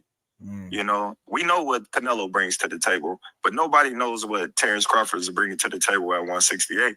And that's why the fight is going to be so intriguing. I never thought in a million years of me fighting Canelo. Never. Watching him as he coming up, and rise, and me at a smaller weight class, it was never a thought of fighting him. But as I got bigger and as, the great fighters started retiring, Canelo is the last great. Terence Crawford, the last great. So why not make it a super great fight? That's why I chose Canelo. I love you both, but you still did not answer the question. How do you see this fight ending? I told you. Don't say what you have. I'm knock out. I'm knock going. out the ring. Listen. I never say how a fight gonna end. I never. If you watch Terence Crawford's whole career, I never came and predicted I was gonna knock somebody out or I was gonna do this. But every time I did say something, I said I was gonna win, and I'm saying that right now. I'm gonna win. All right, Canelo. How do you see this fight ending? And let me hear your prediction. In American and Spanish. I'm gonna win. Spanish first. ¿Ah? Spanish first. Voy a ganar. Ganar. Voy a ganar. Esa es la idea, ganar. That's the idea. That's Always in my mind. Always Doesn't in my mind. exist I gotta win. I gotta a win. loss. I train. I put my best. I dedicate myself to this sport, and I'm just thinking about win to make history, and this is no deception. I made history. I'm a fan of both of you guys. Listen to what you say. I made history. Bud only had one big fight in his career. Do you really feel that way? You know what? If you look at his career, don't get me wrong. Okay, he's a good fighter, a great fighter. I always say before I see him calling me out and want the fight and everything, I see before. I say before he's a great fighter. But if you look at his career, mention one elite fighter. Just mention me one elite fighter. So Postal wasn't elite. Who? Victor Postal. Who's that guy? Oh, so he wasn't commercialized. He wasn't a great. Ricky Burns wasn't elite. What? 40 years old champion in that moment beat Victor Postal in my gym. I saw that. So Ricky Burns wasn't elite. Ricky Burns doesn't elite. Okay. He's not elite. It's cool. Is there a champion? I'm going to fight another elite. There is a champion. He was a champion, though. He took it from him. The problem is you can't help who you beat when they got the titles. You just beat who you could beat. My thing was this, man. The list of names that you really had beating him, running through, 35 his run, and then 40. Same thing. Like the list of people, it'll be some couple names here or there, but dude be who he needed to beat. See, with Canelo, he coasted, picked a lot of guys you were supposed to beat, fought older guys. Like, how dare you talk about how somebody is old or whatever the case. That's the thing, man. I don't know what people rankings and how they rate these fighters, but at the time of you fighting a guy that's on the top of his game and he's a damn world champion, you cross over there, you beat his ass in his hometown, you gotta respect it. Victor Postal, I think he gave Victor Postal his first loss, if I'm not mistaken. I think he did. Beat the hell out of Victor Postal. Look how convincing he did it. Like, I don't even think he lost a round against that dude. He's whooping his ass. So it's just like, in boxing, we're almost conditioned to find a reason to take credit from what somebody do. When you see a guy like Canelo, you picking and choosing. You get what I'm saying? You saying how old people are. You fought an old faded Kovalev. You get what I'm saying? You had no problem doing that. You get what I'm saying? You fought Golovkin was literally G40 when you fought him the third time. Like, so you don't give me that shit. You fight older guys too. You've knocked out some older guys too. You fought Shane Mosley. Wasn't Shane Mosley 40 plus? Like, or damn near close to whatever it was. Like, don't give me that. You fought him. Like, you can't help who you beat. You beat who you beat when you beat him. So at the time of, Ricky Burns was a legit world champion. He traveled over there. He kicked his ass. Simple and plain. But we almost taught to say, oh, no, that wasn't nothing. Hey, so what? So he beat his ass. Victor Postal, another good win. But the resume shit is always subjective. And the great thing for Bud Crawford, resumes don't win fights. They don't climb in the ring and win for you and fight for you. So I'm cool. You know what I mean? This shit, they always going to go back and forth. I don't even care to say guys is elite, man. That shit is always an argument. But anytime you take the belt from a champion, I respect it. You took it from who you were supposed to take it from, moved up. You snatched up all the belts up there, and then they shitted on that. You moved up. They shitted on all your wins, and even the Errol Spence win. It's the same shit his entire career. It's wild to me. It's just no win, no fights do we give him credit for. It's like, I wish I would the day I watch boxing like that, bro. LeVar, what it do, homie? How you feeling? Oh, I beat Crawford was talking about. He said the older guy Crawford was talking about.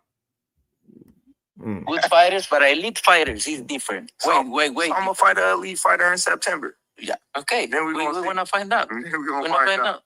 And don't get me wrong, you're a great fighter. I know I'm great. You're a great fighter, but you're gonna find out. I hope your uncle Turki Alashi pay you enough money because it's gonna be the last. It may be. I hope he pay you enough. But you know, after gonna be your last. fight me, they ain't never the same. It's gonna be your last. I just hope your career continue. If you look my career, never the same. Tell me, never the same.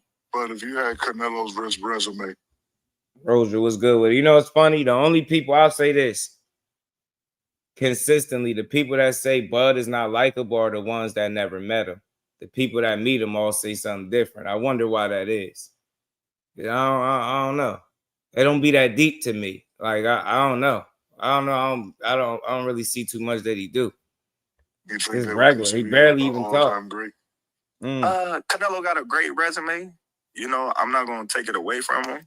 He's fought a lot of great champions. But, you know, at the age that he fought him in, you know, they was already on a decline, some of them, you know, and when he didn't, you know, you see what happened. You know, he fought Laura, you know, and I thought Laura beat him. You know, he fought, you know, Mayweather. You see what happened. He fought Bivol when he went up and tried to be great like I'm doing. And, you know, he came up short. You know, when he fought my boy from Texas, you know, they gave him problems. But, you know, it is what it is. I got the style. I got the skills. I got the heart. And I'm not going to sit around and, you know, play no games with Canelo, you know, because he's not going to play no games with me. And it's going to be a good fight. And I'm excited. I'm excited. Always wanted to ask a fighter this. You know the matchup is taking place. How long do you hold that animosity? Does it, like, if it's announced in November, are you keeping that animosity in November, or do you chill out like a week, or does it start when you enter into training camp? There's no animosity towards Canelo at all. You know, I'm a fan of Canelo. I've been watching him for a long time, you know, and for me, it's just business. But it's the competitive nature in me to like get like right now, like, you know, I'm just ready. I'm ready to go train and just prove the world wrong.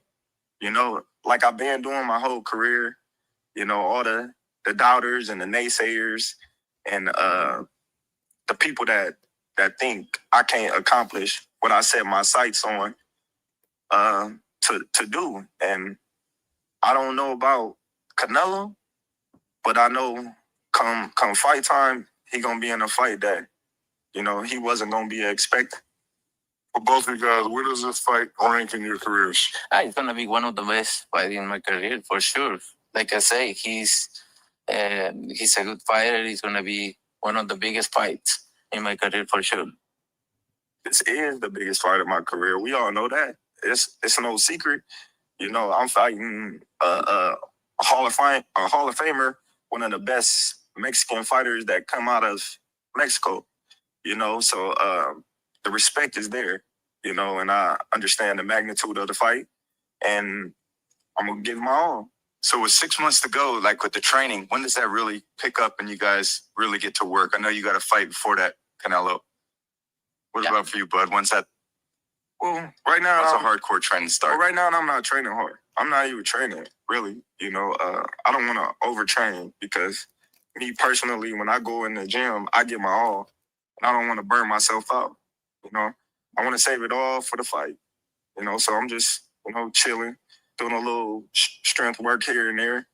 But other than that, you know, my training haven't even started yet. Yeah. What about for you, Canelo? Training. You're training right now? 6 months. I have a fight in May, and then after that, I'm gonna maybe rest like a week and then start training again for September. Focus on what I'm doing right now. Obviously, I'm focused 100% on May because I need to take care about the fight first, and then to this happen, right? And then I need to take care about that fight and training. Focus on my path. But we know your chin is battle tested, but mostly at 147. How you think you're gonna handle when he starts wielding those 10-ounce cinder blocks? We don't know. That's the you know, the thing that excites everybody. We seen Terence Crawford hurt with Gamboa. We seen Terence Crawford stun a little bit against a Mean Machine. They would say, we don't know. That's why we fight the fight. We all want to see, you know? Do I think I can take it? Yes. Have I been in the ring with bigger fighters sparring my whole life? Yes. But have I been in the ring with a Canelo type fighter? No. That's why we want to watch the fight. That's why we all want to see how great is Terence Crawford. How great can Terence Crawford take Canelo punch? That's what we want to see it for. That's what makes it so exciting and intriguing, because you got people on this side saying Terence Crawford is too small. He can't take Terence Crawford power. But then you got people on this side saying, oh, well, Canelo is going to have a problem with Terence Crawford boxing.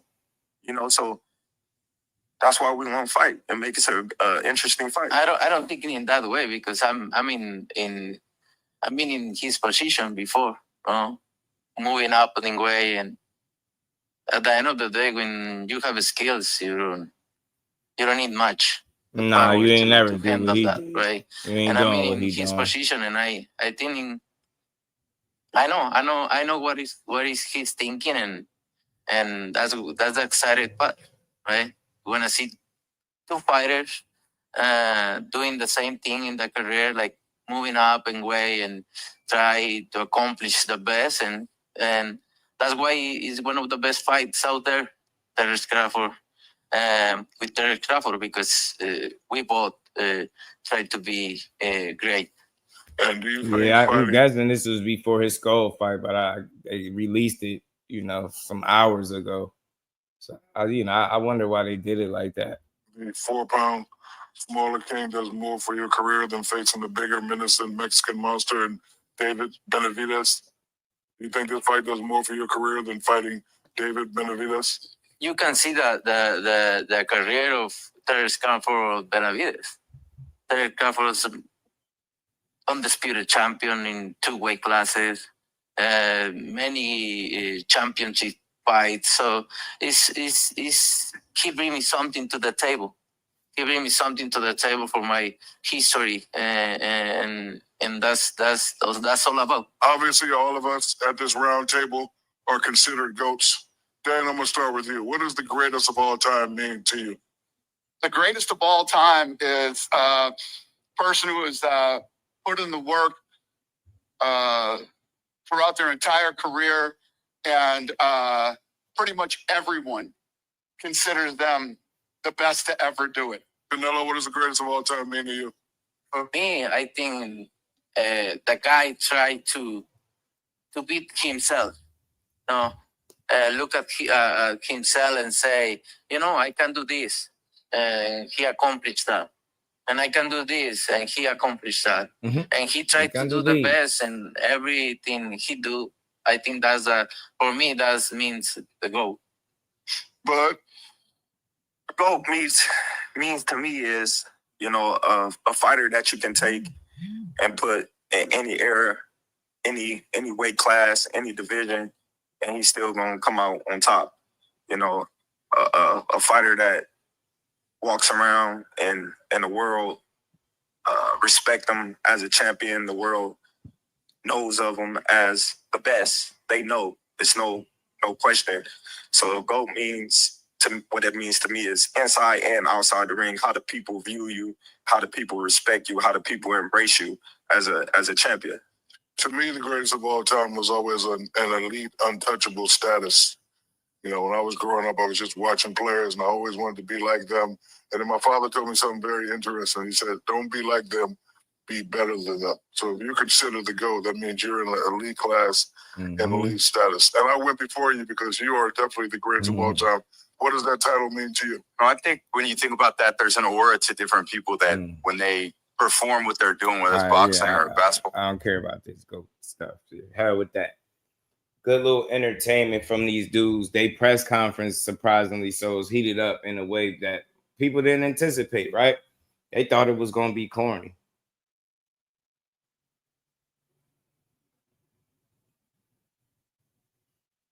They thought it was gonna be boring. They didn't think it was gonna be no trash talk. I said, man, Terence Crawford is gonna stand on business. Any opportunity or any reason necessary for him to talk, he is gonna do it. He ain't never been short on his words if it come to standing on business, and ain't gonna let nobody just show him up, say what they want, and not say nothing back. So we see this BS every time. I mean, we see the same shit get said every single time that it's time to fight somebody, right? I get it. It's unfortunate that guys make it to fights and they don't be 100% of themselves and the outcomes be what they be, but they've been saying this shit his whole career. That was one of the biggest talking points for him at Errol Spence when they fought. He ain't fought nobody. He fought Errol Spence leftovers. Errol's doing all the heavy lifting. He ain't do this, blah, blah, blah, blah, blah, because he ain't fight nobody, da, da, da. He's a small guy, too light in the ass. He came 135. He's a lightweight. Errol's a naturally bigger this, blah, blah. A lot of the same shit that I'm hearing now, I was hearing then. I get it. They're two different fighters. We understand that. It's different approach, different skill sets, X, Y, and Z. And that shit just didn't matter. He found a way around all of that. So at the end of the day, I think the guy that beat Terence Crawford is because you're going to have to be better than him that night. And you're gonna just beat him, right? It's not going to be because of who you fought.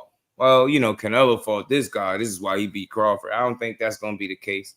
He's just going to have a good game plan. He's going to have to execute that game plan and be on his A game.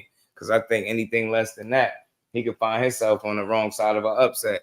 You get me? So, yeah, uphill battle for Bud. More established fighter at 68 and Canelo. But like I said, he started his career at 40, Crawford 35. Not that much different apart in terms of where they started at.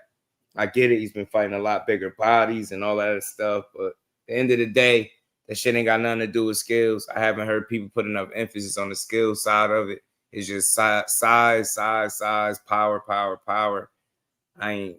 I feel like Canelo's mental approach has gone lazy over the years. He's not as committed and hungry to winning fights as he once was to me. So his fights tend to look a certain way. I think if you bring the lazy approach in there with Bud Crawford, you can find himself getting outboxed. That's what I believe. You get what I'm saying? I think Terence Crawford would be the absolute worst person to go into a fight not giving it your all, being lazy.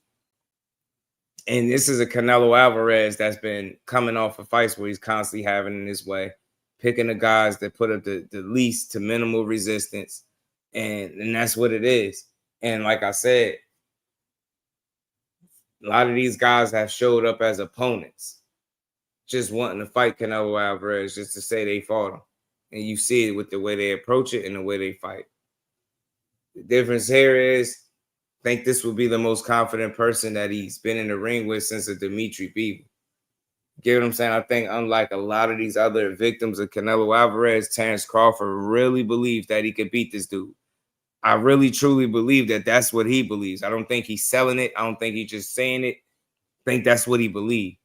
You get what I'm saying? Anybody that mom tried to pay people and was paying people to try to beat their kid up, beat their son up is wild. That dude a little different, bro. Just a little shit like that. So super competitive. He want to beat you at darts, random jump shot shootout games, little shit like that. Like, and I just never seen where he just didn't want that shit. I don't see him saying, oh, you know what? I'm fighting Canelo. And just be like, oh man, I can't believe this. I'm fighting Canelo and I'm getting paid. So I just don't fight back. No.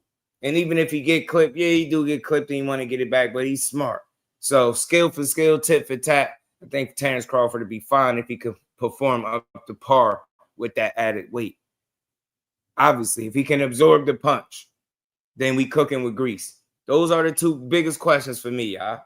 And I'm being as fair as I can. Can you absorb the punch from a guy that's been at 68 campaign and that went as high as 75? Can you take that punch when landed? Because he's going to hit you. There's no fight either of them had where they didn't get hit. So you're going to get hit. And can you perform at an elite level with the added weight? You check both of them boxes, I feel comfortable with whatever happened in this fight. Those two boxes need to be checked for me. That's it. You know what I'm saying? That's it. Can you absorb the punch? B-Dog, what's good, homie? Can you absorb the punch? And can you perform at the highest level with the added weight without being compromised to the point where we like, this don't look like the same guy? Then that makes the fight significantly tougher and more of an uphill battle. So that's where I'm at. It was fun watching him go back and forth a little bit. He's heating up, like I said, man. He in there with a true competitor. I think that's an element that has not always been present in fights in recent memory with Canelo, right? You know, dudes be showing up, they lose fights, and they cool with just losing. I've never seen Bud Crawford cool.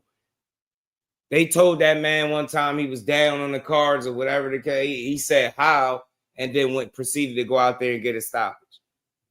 I think he'll, you know that term they say, getting up for a fight. He definitely gonna get up for this. Because of how people were saying, oh, him and Madrimal too. I know that. He knows that. He's going to prepare for a guy that's much better than Madrimal. But that's an older vet, Mr. Almost 70 fight veteran, Mr. I've been fighting grown men since I was 15 years old. Mr. I was born ready. Mr. I got all the belts and I'm gatekeeping because I ain't trying to fight none of these guys, Mexican monsters, none of that shit. Right? I've been having it my way. I literally showed up to one of my fights in some damn pajamas because I got it like that. You get what I'm saying? That's him. That's that guy. The guy that just was recorded a career low, right? In the fight. You get me? Him and Skull. What happened to that whole notion you only as good as your last and all that shit that people be talking? Get me? Because that was a pathetic approach. From an effort standpoint, that was very lazy, y'all. Y'all know it was. Y'all like, damn, Nello, go in there and do that shit with Bud Crawford. I beg of you to go in there and just be economical with your punches, be lazy like that, because he won't just stand there and see what the fight be. See, don't he walk up out of there complaining about, he was running. Yeah, I trying to give you a fight for the people. Nah, bro, fight. That's the thing, man. Terence Crawford gonna prepare himself as best as his ability. I believe that. He ain't coming to be no damn opponent. He great too. He got history on his side too. Get what I'm saying? He accomplished through multiple champions. You know what I mean? Multiple weight classes. This is more history for Bud Crawford. This dude to be a 3-time undisputed male champion in 68 if he win this fight. You don't think that man motivated? Get what I'm saying? Man, he motivated. He know people think he can't beat him. He know it. But the difference is with Bud and a lot of these other guys, you're going to have to show him you could beat him because he ain't about to lay down and let you get it that way. And I'm very comfortable saying that. You're going to have to get that dude. You're going to have to outsmart him, hurt him, stop him, something. You're going to have to do it, bro.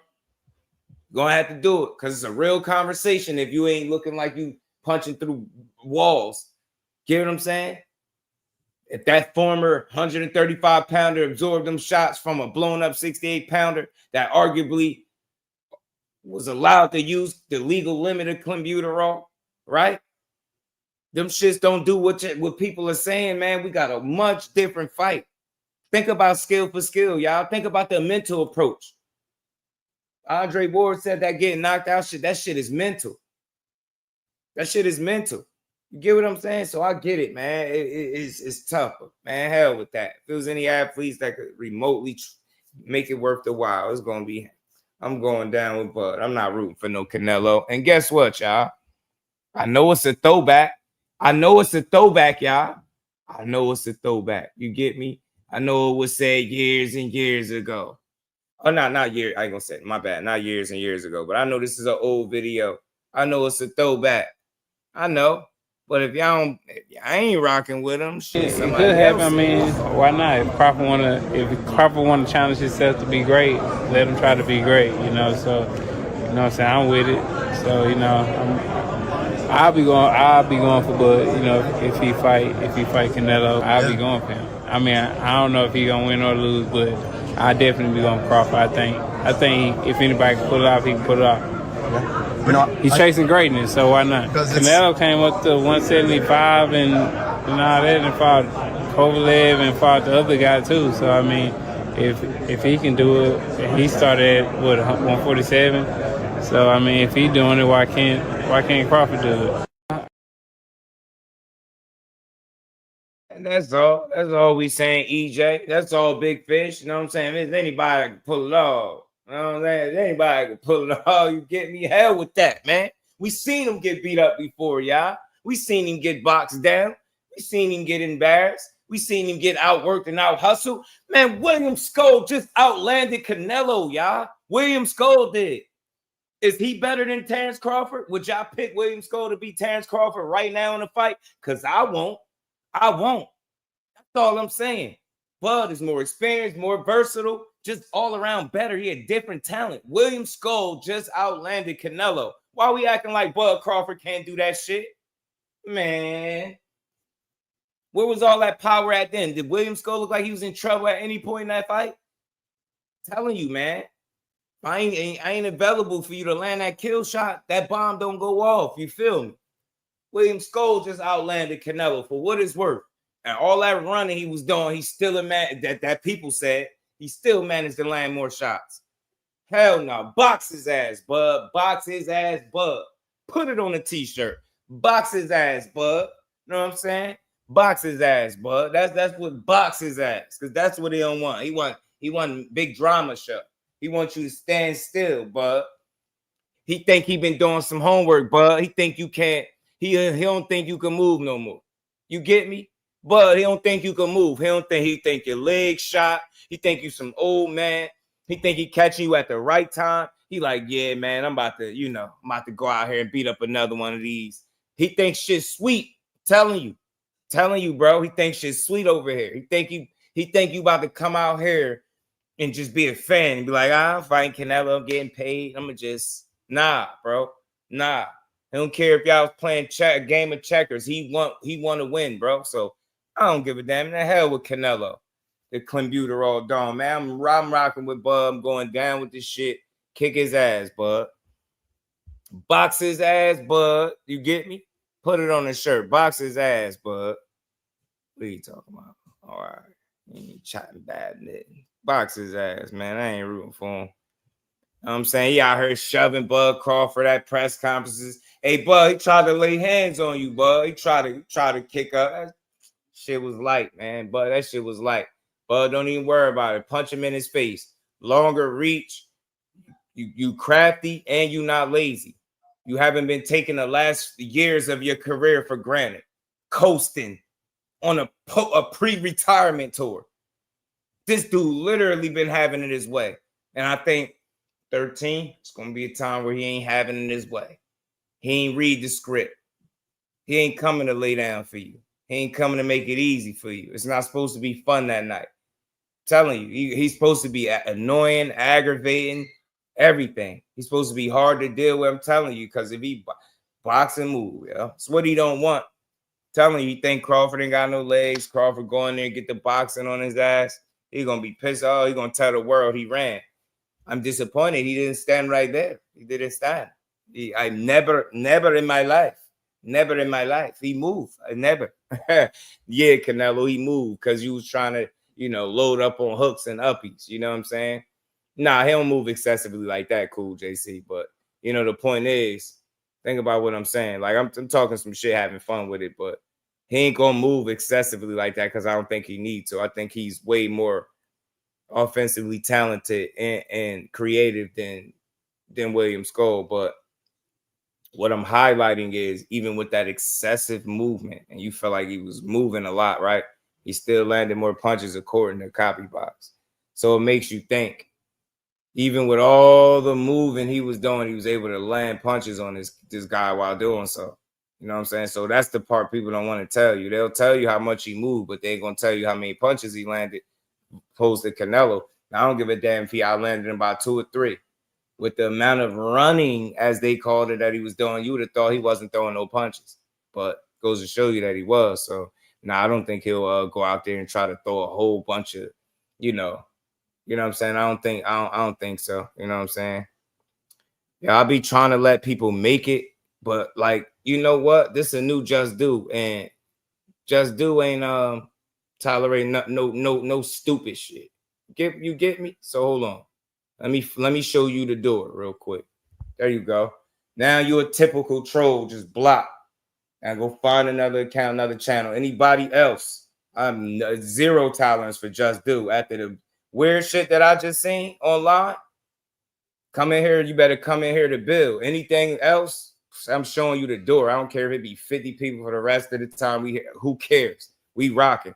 No, I'm tolerating nothing no more. Y'all some weird ass people on online. Before I go left, let me stay right. Let me stay straight down the middle. Hit the like button for me. We gonna keep building. You know what I'm saying? I'm not playing no games with y'all. Go troll somebody else. I mean, ain't nothing typical about me. Ain't nothing regular about me. You go anywhere else, that shit is regular. I'm not the norm on YouTube. Trust me. Al Booger, my guy. What's good with it, bro? Ramon, what's good? Canelo boxing is the key. Yeah, he ain't gonna do that. And that's what Canelo don't want. A guy that's gonna box him, smart, and move and counter punch him. Bud Crawford is one of the best counter punches in the game. People are gonna have to bank on him being old, being compromised at the weight, not being able to take a punch, those different things. But tit for tat, skill for skill, he's just fine. You get what I'm saying? He good. Just can he be great on that night against that guy? Can he raise his level? Can he be elite fighting at 168 pounds? We've seen what you did in all the other weight classes, right? Can you do it one more time on this night, September 13th, against this guy here? And if you can't, you know what I'm saying? It's a real conversation to be had, but who cares, man? I'm rocking with Bud. I'm rocking with Bud 1,000,000%, 2,000,000%, 3,000,000%, however many percent. No world am I rooting for Canelo to win this fight. Shout out to him, though. But we all know he took it because he think he got one. And I hope this is him going to the well one too many times. I hope this is a typical miscalculation from a fighter being too comfortable. Dude showed up, one of his damn press conferences with some damn pajamas on. Man, you ain't rocking with that. You getting your ass beat. Bud Crawford ain't never been that comfortable. So, again, I do think he got a really good chance at boxing you. I do. Now, whether or not he get the nod, we'll cross that bridge when we get there. But skillfully, he's every bit as good, or if not better. Longer arms, box his ass. No evidence what it do, homie. That's me. I want Bud to win. Just don't see it. Shit, I know. Yeah, but I could see it because I seen him be outboxed before. You know what I mean? Ass whipping. What ass?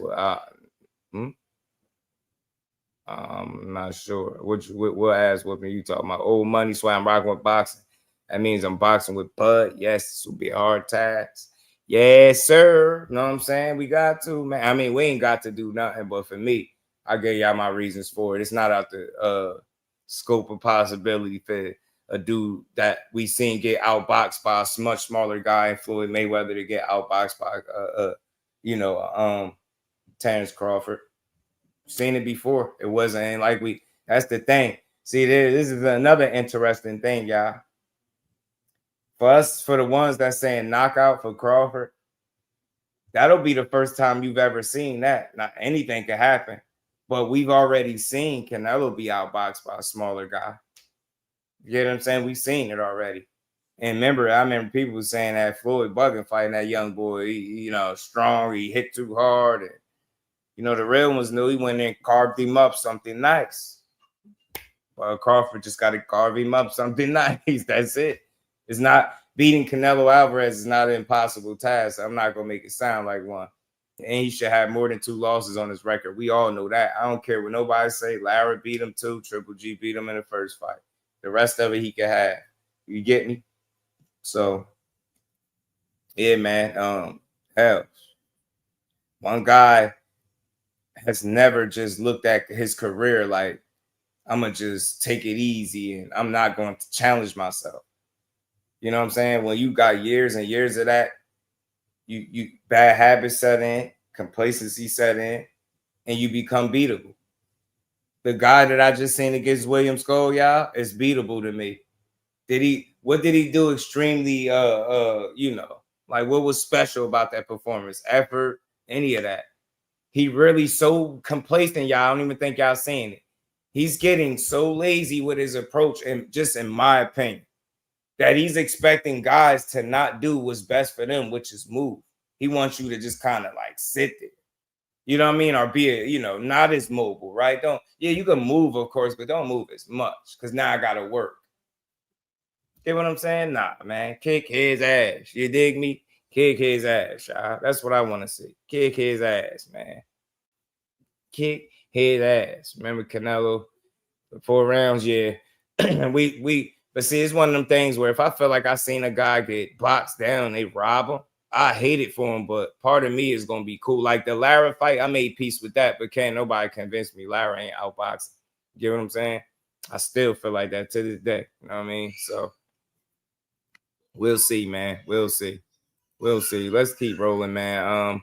Ain't going to be too long today, man. So y'all seen Spence back in Canelo. I mean, back in, Terence Crawford to beat Canelo, and his reason for it is, he'll be rocking with him. Shit, if there's anybody that could pull it off, he know that shit tough as hell. But hey, why would we can't act like we ain't seen it before? That's all. And all I do is speak for the side. What if it don't go the way? What if the size don't play the factor? What if the punch of power isn't something that he just can't deal with? What if none of that is the case, and it just really come down to skill for skill, who's the better fighter? You get me, y'all? If it just come down to skill for skill, who the better fighter is. Things get very interesting is all I'm saying. That's all. They get very, very, very interesting.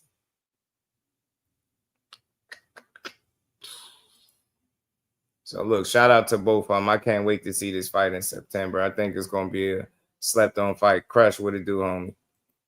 Trout just fell asleep. In the end, yeah, he made that one mistake. Got dropped. You know what I mean? Shout out Big Dog Willie. Crawford's night. Crush, what it do?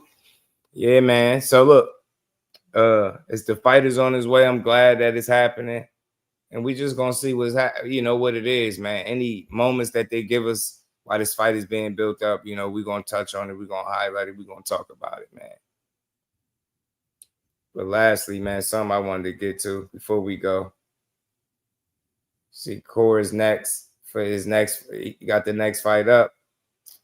He fight William Zepeda. did an interview. He talked about some things, and I just wanted to prove a point because I believe the interviewer asked him about Tank, as they always gonna do. And you know, people get right there complaining, and I just need people to understand that in order to actually move the needle for a fighter, that fighter has to put in work. Yeah. If a fighter wants clout, if a fighter wants notoriety, you get what I'm saying? If a fighter wants to be able to sell tickets and grow their name and different things like that, it starts with them. It has to come from the success that they're having, the moves that they're making that make sense. They have to, you get what I'm saying? They have to win fights when given the opportunities. Just the mere mention of another guy's name is not enough to do anything for the next man if you're not putting in the work. So just mentioning a dude's name, especially when it's you answering a question, is not enough to sell tickets for your next fight. It don't work like that.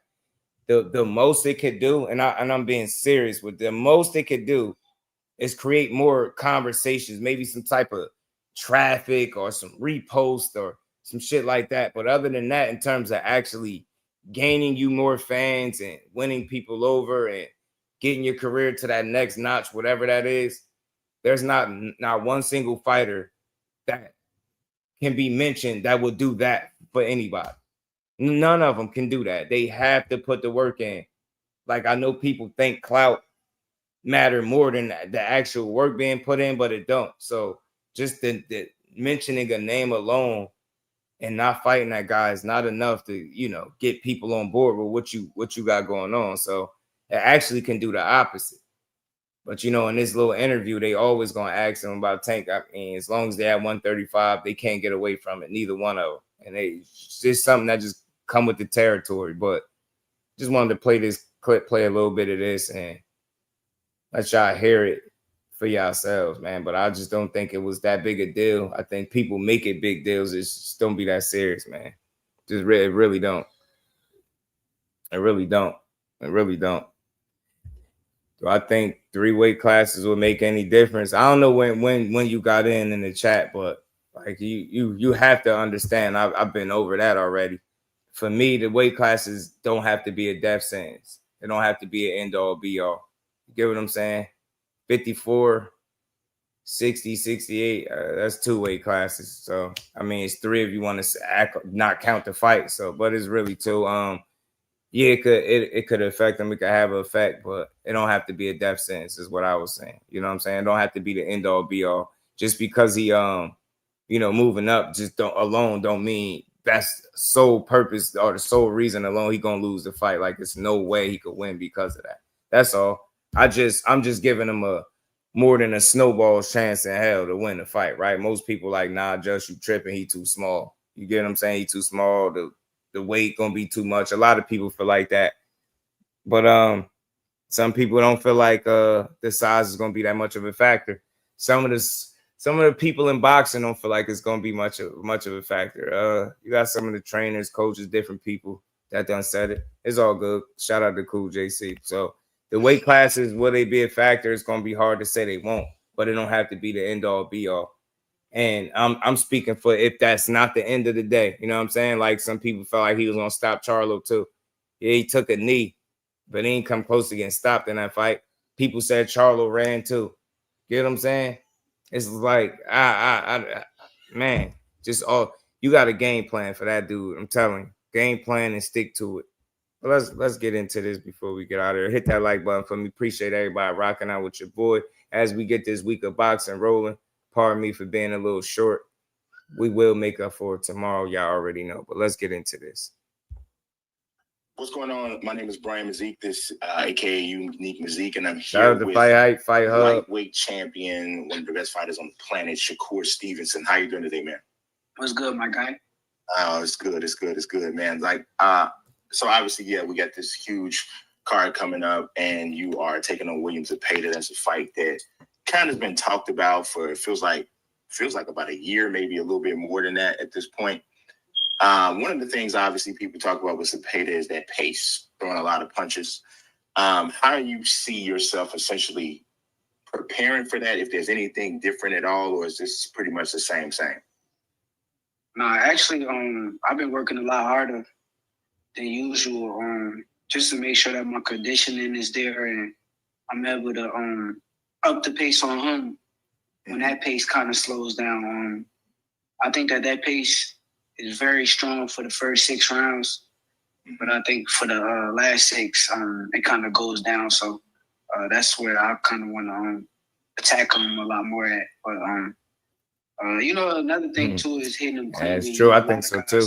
Throw punches, but if you hitting a guy very cleanly and with big shots, it'll take a lot out of them, man. I don't think they just gonna want to keep throwing a lot of punches after being hit cleanly.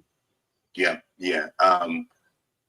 With Zepeda, obviously he fought Tevin Farmer, and especially that first fight. Me too. Mike piece his ass up bad. There was a lot serious of people who believe that Farmer probably earned that decision. I thought he won the first fight based off of the way I scored it. It wasn't wide, because those tight rounds are tight rounds. They go either way. But I did score it for Tevin. Did you watch any of that and say, I see something here that people are not talking about? Honestly, I watched it, and the way that I kind of viewed that fight, for the clean punching part, like guys like Tevin Farmer, they hitting Zepeda cleanly, so he kind of about decision. Cool. Should be getting some of the rounds, but then there's like the volume. And, some judges like the volume of Zepeda where he's throwing a million punches. So, actually, I just was watching it right before I came in to this interview. But,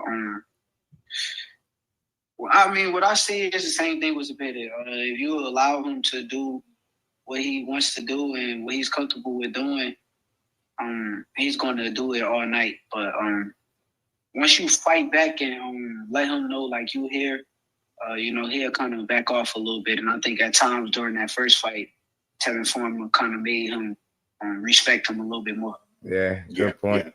Yeah. You just said something. Yeah, you made a good observation. Tevin Farmer definitely was able to earn his respect in that first fight. It's not just about punching power, punching hard. It's being smart. It's being smart, catching a guy when you don't expect it, counter shots. You get what I'm saying? That's why Tevin Farmer was able to put his ass down. You get what I'm saying? Outworking him. He surprised him, or working just as hard in that inside to get his shit off. And Shakur be a lot smarter, make it more difficult for Zepeda to get comfortable in that regard.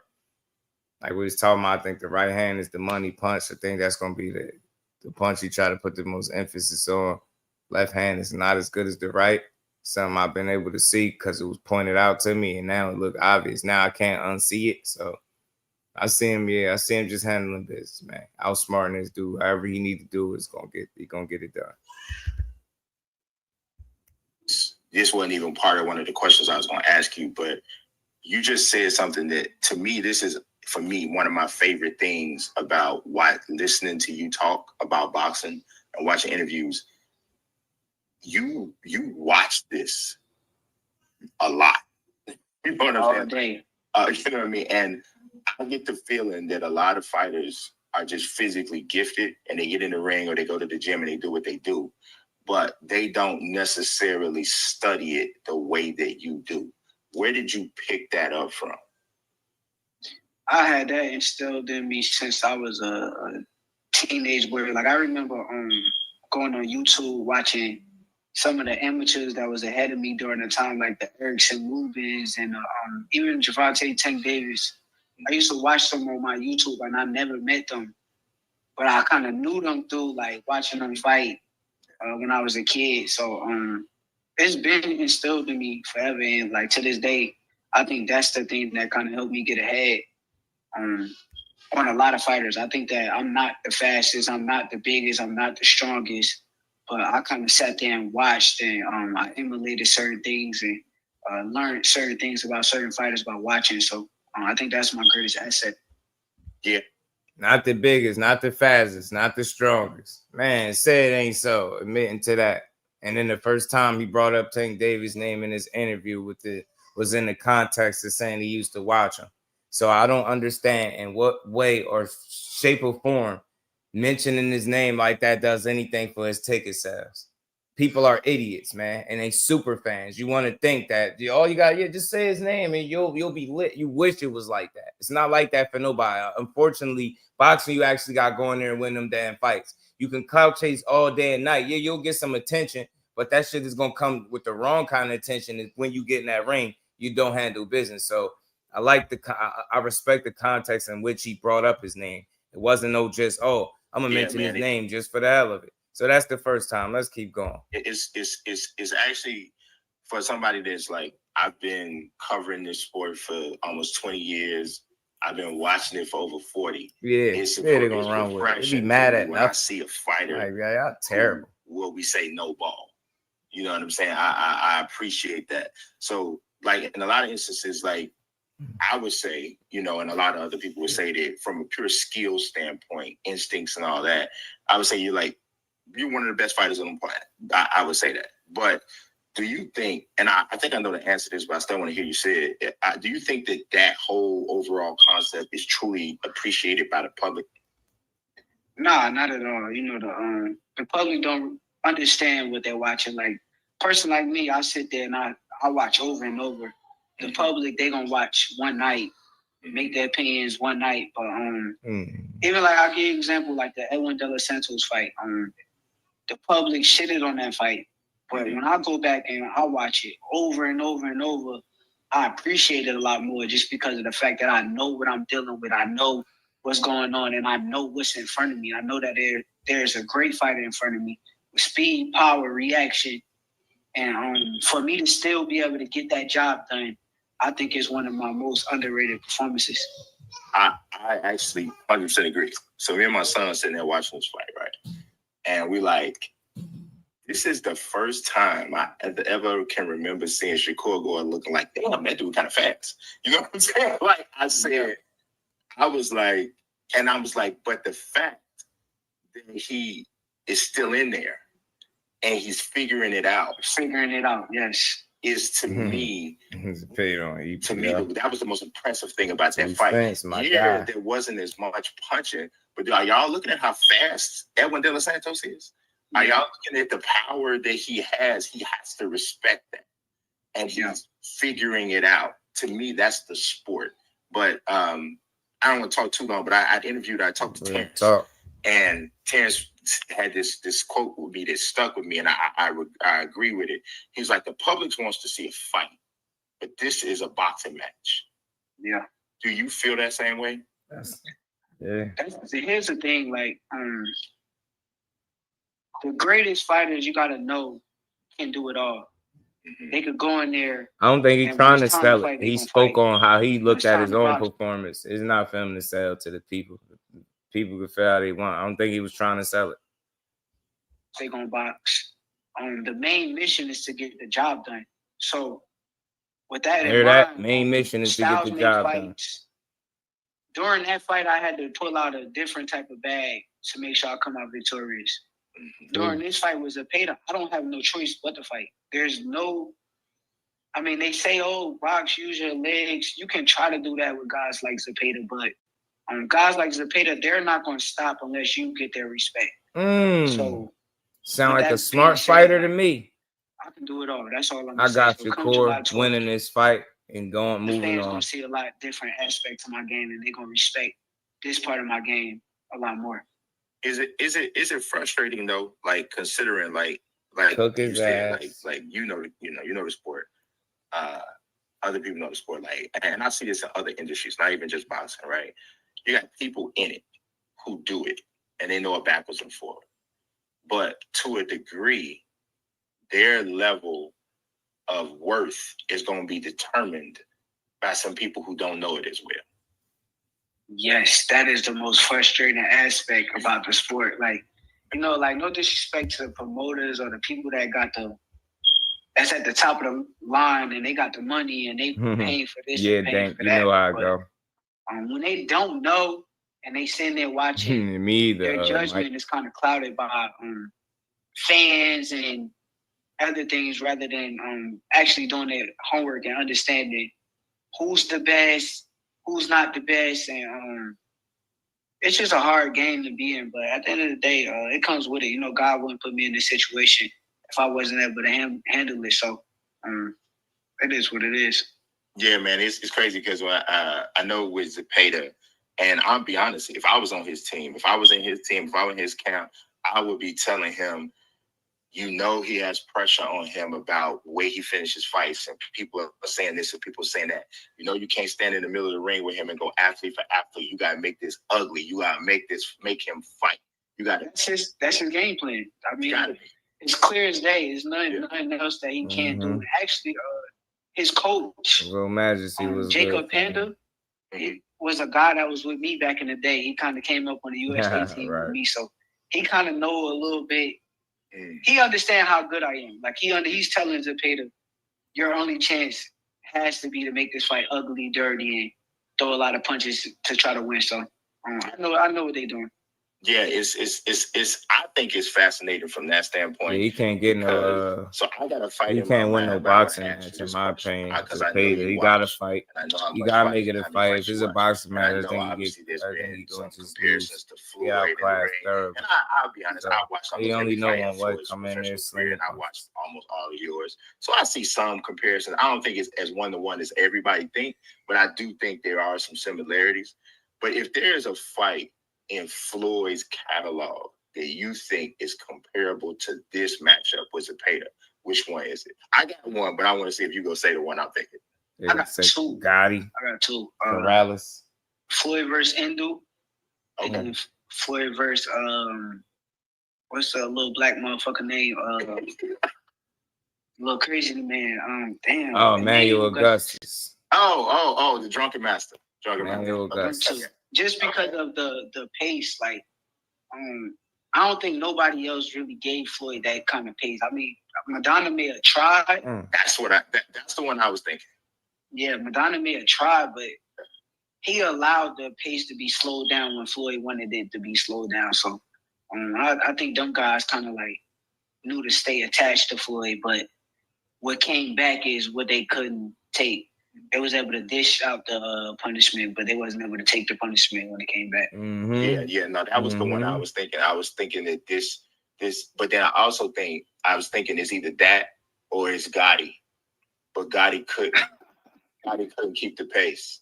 And yeah, I don't want to disrespect Gotti, but yeah, it just wasn't. You know, Floyd actually said it, man, before the fight. He was like, "Y'all are expecting this to be a great fight. This is not going to be a great fight." Yeah. He's a C-class fighter. I'm an A-class. Like, he literally said that. Yeah, like Zepeda is a pressure fighter. Gotti was more so like a boxer, puncher who had bad reflexes, so he wasn't really able to see a lot of the things that Floyd was doing to him. Yeah, I think the speed gap was so big, too, that it really, sometimes I notice a fighter's speed advantage would be so big, you paralyze the other guy. Yeah, but that's the thing with this fight too. This guy is a guy who's only 1 year older than me. It's not like I'm fighting an older guy, washed up. This guy's basically a guy that's 1 year in his prime, 30-something, with 27 knockouts. So no excuse. It should be a tremendous fight. No, I love it stylistically because of what you said. Like, you're going to fight this one. I don't got no choice. Yeah, because he's coming, and we know that. And so I think it's a very interesting fight for that standpoint. I got two more questions for you because I know it's tight. Obviously, you mentioned the name. You probably come up in 95% of the interviews you do. Gervonta Davis, do you have to have that fight this year, or is it like a thing that you're not even like, I don't gotta even have it? It's kind of crazy. Like, I done said it 100 times. Like, I'm willing to make the fight happen. I still feel the same way. But, more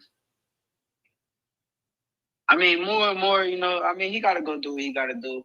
But more and more, it's just kind of like, I don't want to keep chasing somebody that's like, he's like a little girl. Like, he feel as though like you chasing after him. Like, no, I'm just trying to make the best fight in the sport. I'm trying to make boxing great. I want the best versus the best. I want to prove that I'm the best. That's all I want. It's not that I'm chasing you, that I keep your name in my mouth, or bro, it's the fight that the world want to see. It's the fight that the fans keep calling on. So that's why I'm saying it. But with him, it just seemed like, he on some little girl shit to where it's like he feel as though you chasing after him, or like I need him or some shit. Like, nigga, I don't need you. I'm already fucking filthy rich my damn self, bro. So it's like it ain't even the money. It's just the fact that, nigga, we the best fighters in the sport of boxing. So I want to make the best fight the best. But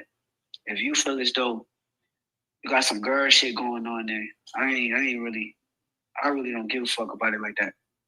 Yeah, no, I get the feeling. I can kind of, it feels like to me, and you correct me if I'm wrong, you respect him.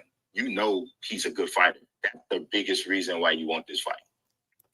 I mean, I just want to test myself. I want to prove my greatness. I want to go in there with the best and prove that I am the best. Like, that's my main objective in the sport of boxing. And how am I going to be the best if I can't get the guy that everybody thinks is the best in the ring? And, if I can, it is what it is. So yeah, I just keep doing what I'm doing. Yeah, man. My last question, and I gotta ask because I'm asking. He was never. I'm gonna say this for the last time for the people that's listening. I spoke directly to that team. He was never offered that fight. You could say you believe Steven Espinoza. He went from that to saying, "Oh no, the talks was very preliminary. We didn't get that far." I gotta make it make sense, bro. Gotta make it make sense, man. That shit don't even make sense. And y'all really think they didn't even get to negotiate, do nothing, and people are standing on because he turned it down. They went from an offer to a contract in a matter of a week.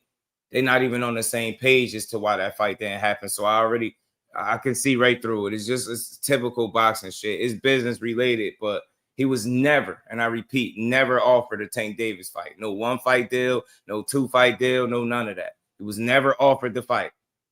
That shit, preliminary talks, you think they made him an offer? Never made him an offer for that fight. And I told y'all what the conversation was, but I'm tired of talking about it. I feel like him. I really don't care. He said it 100 times he want to fight him. His team said it 100 times that the way the fight get made is if he wanted. If he wanted, then the fight get made, and unless somebody don't want to fight him. The only person that's walked away from negotiations since being mentioned to fight Tank was Lomachenko, and he retired. You get me? So that's it. That's all. It's the end of that. Like, I don't know. Ain't no more. Ain't no more you can say. Ain't no more you can say. He never got it. I'm going to say this the last time I'm speaking on this because I swear I don't care about the fight the way I used to because it's the same rhetoric, right? They were reached out to. When people say his team reached out to Shakur and company, yes, they did. They asked, or would you be available for a fight? Yes, I am. Yes, I will be. Okay, we will reach back out. That second phone call never happened. And the next thing the media and everybody was talking about was Lamont Roach and Tank Davis, no Shakur Stevenson. Then Steven Espinoza comes out and conveniently talks about a 1-fight deal that was never fucking offered to him. They never offered that fight to him. And I mean, it's annoying because you know when people not telling bullshit. If the fight was offered, they went from he turned down the deal to he turned down the contract a week later. I seen this shit. So you can't have both. That's how I know that was full of shit. I'm like, bro, you're not going, I'm not buying it. But that's it. I'm not buying it. Shit just don't make sense. But shout out to Tank. Keep doing what you're doing. I don't care if we see the fight at this point no more because it's just full of shit. Like the way they don't give us fights and then we blame the fighters for it when it really be the business, or you put the onus on one guy to take an offer that nobody know if he got or not. You know what I'm saying? I'm glad. Shout out to my guy. He been a blessing. Just get me the right information, bro. And then you see this shit play out in real time and you like, okay. You get what I'm saying? So somebody, if I'm in negotiations with Lomachenko and he pulls out of negotiations, I'm gonna talk about how he pulled out of negotiations, but I'm gonna say how we made an offer to the other fighter and he turned it down. He never said that. In fact, they waited till people were saying it, and then I seen the tweet. We sent Buddy a contract, but he went elsewhere. And it's like, that was a lie. Never sent them a contract, but I ain't getting into it no more. I could care less if they fight. Got my 100% support. If they don't, I don't care. But I won't frame either guy as a duck, though. I won't do that. But yeah, them phantom offers is just bogus, yo. No negotiation period or nothing. Notice he ain't walk. The talks were so preliminary, they didn't even get to discuss none of that type of shit. None of it. And it's like, yeah, he turned it down though. So it was like, tired of that conversation. Okay, he ducked the fight. He don't want to fight Tank. So the reason Shakur Stevenson and Gervonta Davis ain't fight is because Shakur's scared to fight him. That's what the people want you to believe.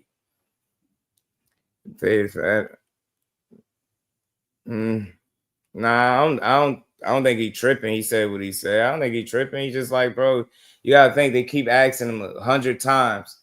In no other scenario have I seen people put the onus on the B side to make the fight. I've never seen that shit in my life until we got here.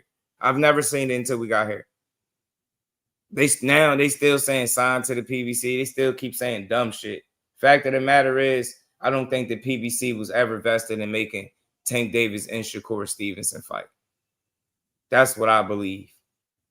I believe that. I ain't blaming it on the fighter. I think he make 100% of the calls. I just don't think that that's something that they sitting down wanting to do. That's me personally. I don't feel like that. I don't feel like they looking to fight him. You know what I mean? Got nothing, nobody scary or none of that, but it's old. I'm tired of talking. It's like it's not a good conversation no more because it's so toxic and dumb. I don't have all the answers. I can only speak to the team that was willing to speak to me, and I appreciate them for it. But the conversation wasn't about trying to make the other fighter look like he don't want to fight.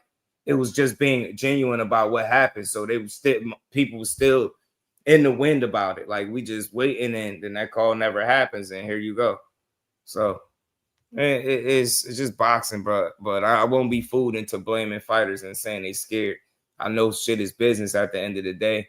And like I've always said, those two guys are risky to each other's business. It's just what it is.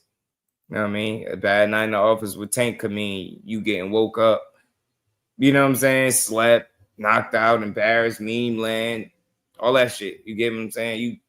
Shakur Stevenson lost, get embarrassed, confidence take a hit, beat you round after round. You know what I'm saying? Just thoroughly outsmart you. That shit, you know what I mean? So it's just, if either of those guys beat you on the night and they're very successful, how they typically are, it could just be a bad night for the opposition. So it's a risk on both sides. I want to be very clear. But I don't think behind the scenes that PBC is investing in making a Shakur Stevenson fight. I don't. The conversation be too spotty when it comes to that. It's like it gets stupid every time. So I don't know. I don't got the answers though, but I always hope that you see it, but I ain't tripping on it. It's too many fights to be made. If it don't, ain't nothing I could do. I wanted to see it. Like I told y'all, if I ever get information that I think y'all need, that this is why it didn't happen, I'm gonna tell y'all. I don't care who it represents or who it makes look good or bad. Only here to tell the truth. And what I've been told directly and the way that things have played out, mixed with the things, some statements that Lamont Rose say, when you patch all that stuff together, start to do a little bit of math, and you're like, okay, I don't get ducking from none of this. I get priority. What I got from everything that was being said from the fighters themselves, them two that's fighting again in the rematch, to the guy on the other side, what I get consistently is the priority in terms of being a priority is Shakur up high on the list. I don't think he's the number one priority, how people was making it seem. That's just my opinion based on what I've been told directly and what I've seen as far as what's the moves that are being made. Doesn't tell me that that's a fight that y'all gearing up to make. I don't believe it. You know what I'm saying? But like, again, certain shit I just hope to be wrong about, and this is one of them. But we'll see. Time will tell. And we ain't never got a box again. Well, right. well. I already been getting these bets, but now it's time for you to get your just due.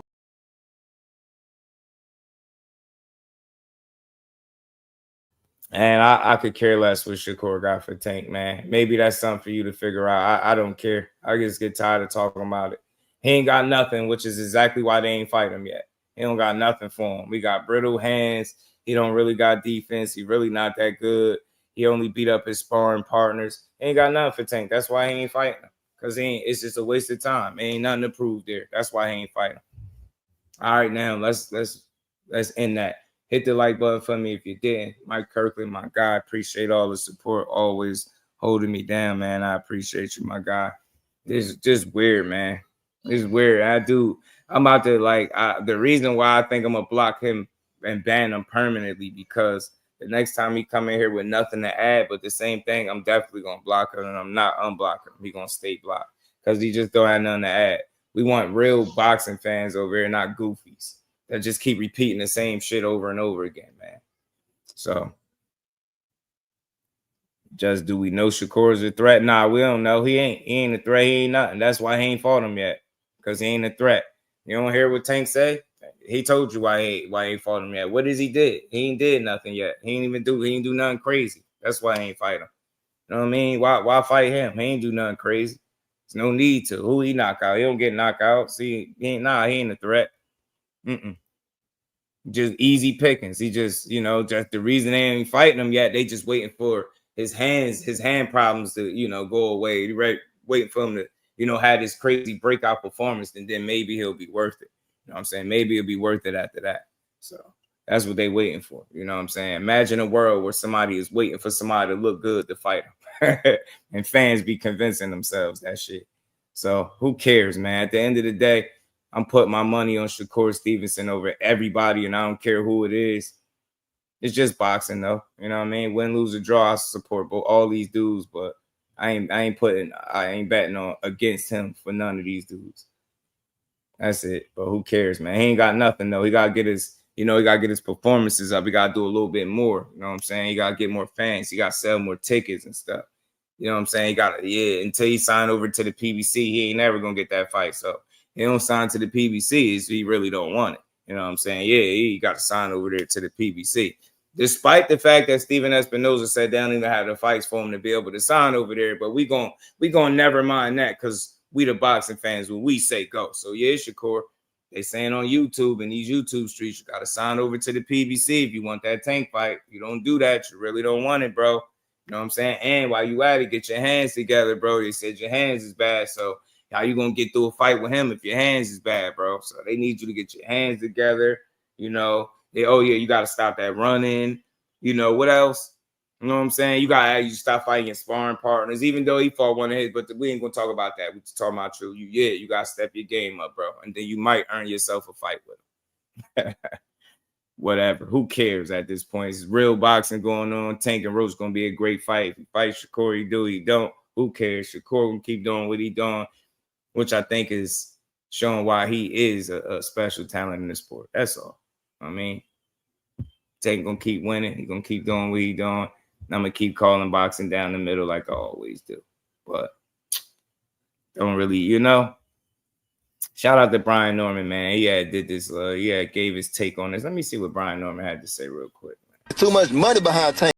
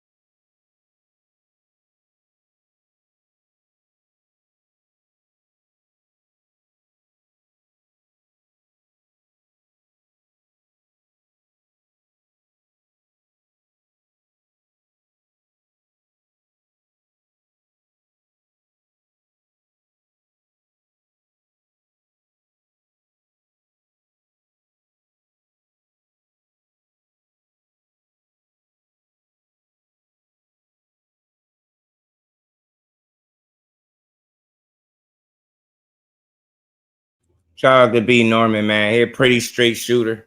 For the ones that's not emotionally vested, you can hear what the point he trying to say. Dudes ain't trying to lose. It's not about him being scared. It's business related, bro. If I could make more money without having to put you in there with that kind of risk, despite what ignorant fans saying because they don't understand boxing, then that's exactly what we're going to do. Does that mean we scared of you, avoiding you? No. But we gonna scrape the plate. We're gonna get this money. We're gonna make these bags. This is entertainment too. So again, in a different matchup, quote unquote, could be more entertaining and able to make the money without the risk attached to it. Would they do it? Absolutely, because that's what people in boxing do. Do they do it because they scared for their fighter? No. They do it because it's business and there's money to be made. And it's just that simple. So if that fight happens, then that's going to be because it wasn't no other option for them to explore where they could make good money without having to put it all at risk. And people can feel how they want. And that's just saying, because same for the other side. But it's tough when you're not the one facilitating your fights. You know what I mean? I sometimes I wonder if the A side, B side role switch, what would this fight look like, and what would it have been made? I wonder that sometimes. But at the end of the day, do I think PBC is vested in making this fight with Shakur Stevenson? No, not right now. Nah, because they would have had more than a preliminary discussion. They would have been willing to negotiate, not negotiate with him. It's just that simple. So, you know what I mean? You would have had more than a phone call. Blaze, what it do, fan? That's what it is. One of the reasons I think the fight ain't happened because it's business related. It's not nothing to do with the fighters yet, to me, before you even get there. Tim Layton, what it do, man?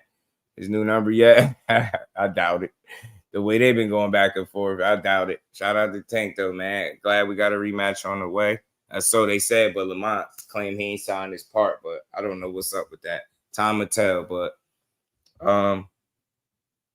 shout out to everybody, man, that pulled up and rocked out with your boy. Like I said, man, a lot of these fights, especially when it comes to the risky ones, it's business related. And if guys can't get the money that they're looking for, as I said so many times on this channel, then you won't see the fight. You get what I'm saying? So it is what it is. Shout out to boxing. Shout out to everybody rocking out with your boy. This becomes another AJ versus Wilder. Yeah, I know. I mean, telling you, bro, it's headed that way, LaMarcus, because again, guys gonna have to demand the fight. You know what I mean? They're gonna have to demand that they fight each other and nothing else. Ghetto Fab, what it do? So there's no telling, man. It's weird, man. Boxing is strange sometimes, man. It really is. But again, man, shout out to everybody that pulled up and rocked out on this good Monday. I'm surprised my voice did hold up this long. I appreciate y'all, man. Sticking through with my raspy, rusty voice falling in and out. And I appreciate all the support. Y'all already know we getting another week of boxing started. Jahi Tucker moves on. Truck Simpson back to the drawing board. Vito Melnicki shines. Very good standout performance if you've been watching his career. That was very, very solid. Very good performance from Vito. Sharp. Did his thing. And we're going to see. I'm looking forward to seeing this Bud and Canelo fight. I really am. Shout out to Errol Spence.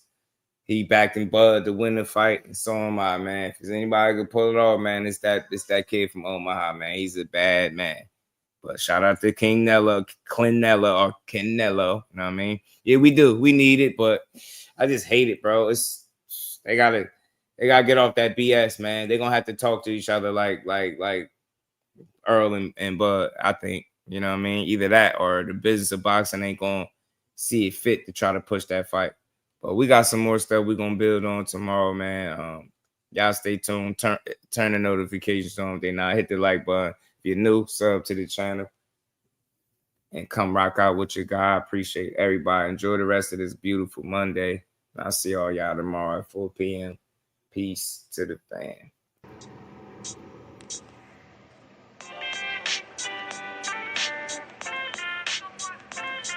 Yo, you know the deal. We back again. We never slacking. Word 'em up. Ladies and guys, whether if you drunk or you high, it's time to pay respects to the illest man alive. If you think you got a point, he'll shrink you down to size. And from there it's downhill like a slinky or a slide. Open your eyes, got a deep connection with the rise, so you might see them jump in whenever they go live. Peep it, this channel blowing up now, it's not a secret. With tons of exclusive interviews to listen to. Them other channels I hate, but yo, they missing clues. They start narratives, sip the goose and twist the truth. It don't take a rocket scientist to get the proof. Just click the live at 4 p.m. Eastern time. But when you chime in, make sure you keep it kind. But if cowards want to debate, then it's feasting time. My man Jusdu shine busy all the time. Grind 24/7, 365. Videos he might have 365. My rhyme sick, they make you do a 365. You get a rich if you think you fit to survive. It's Jusdueboxing, time to click the live. Ain't no beginners, if you soft, you ain't down to ride. I crush you, respect too, it's Jusdu. He got the illest boxing show on the internet. The boy been a threat and he ain't even had dinner yet. Word him up. Yeah. You know what time it is.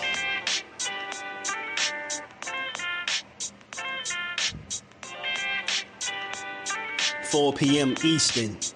Click the link.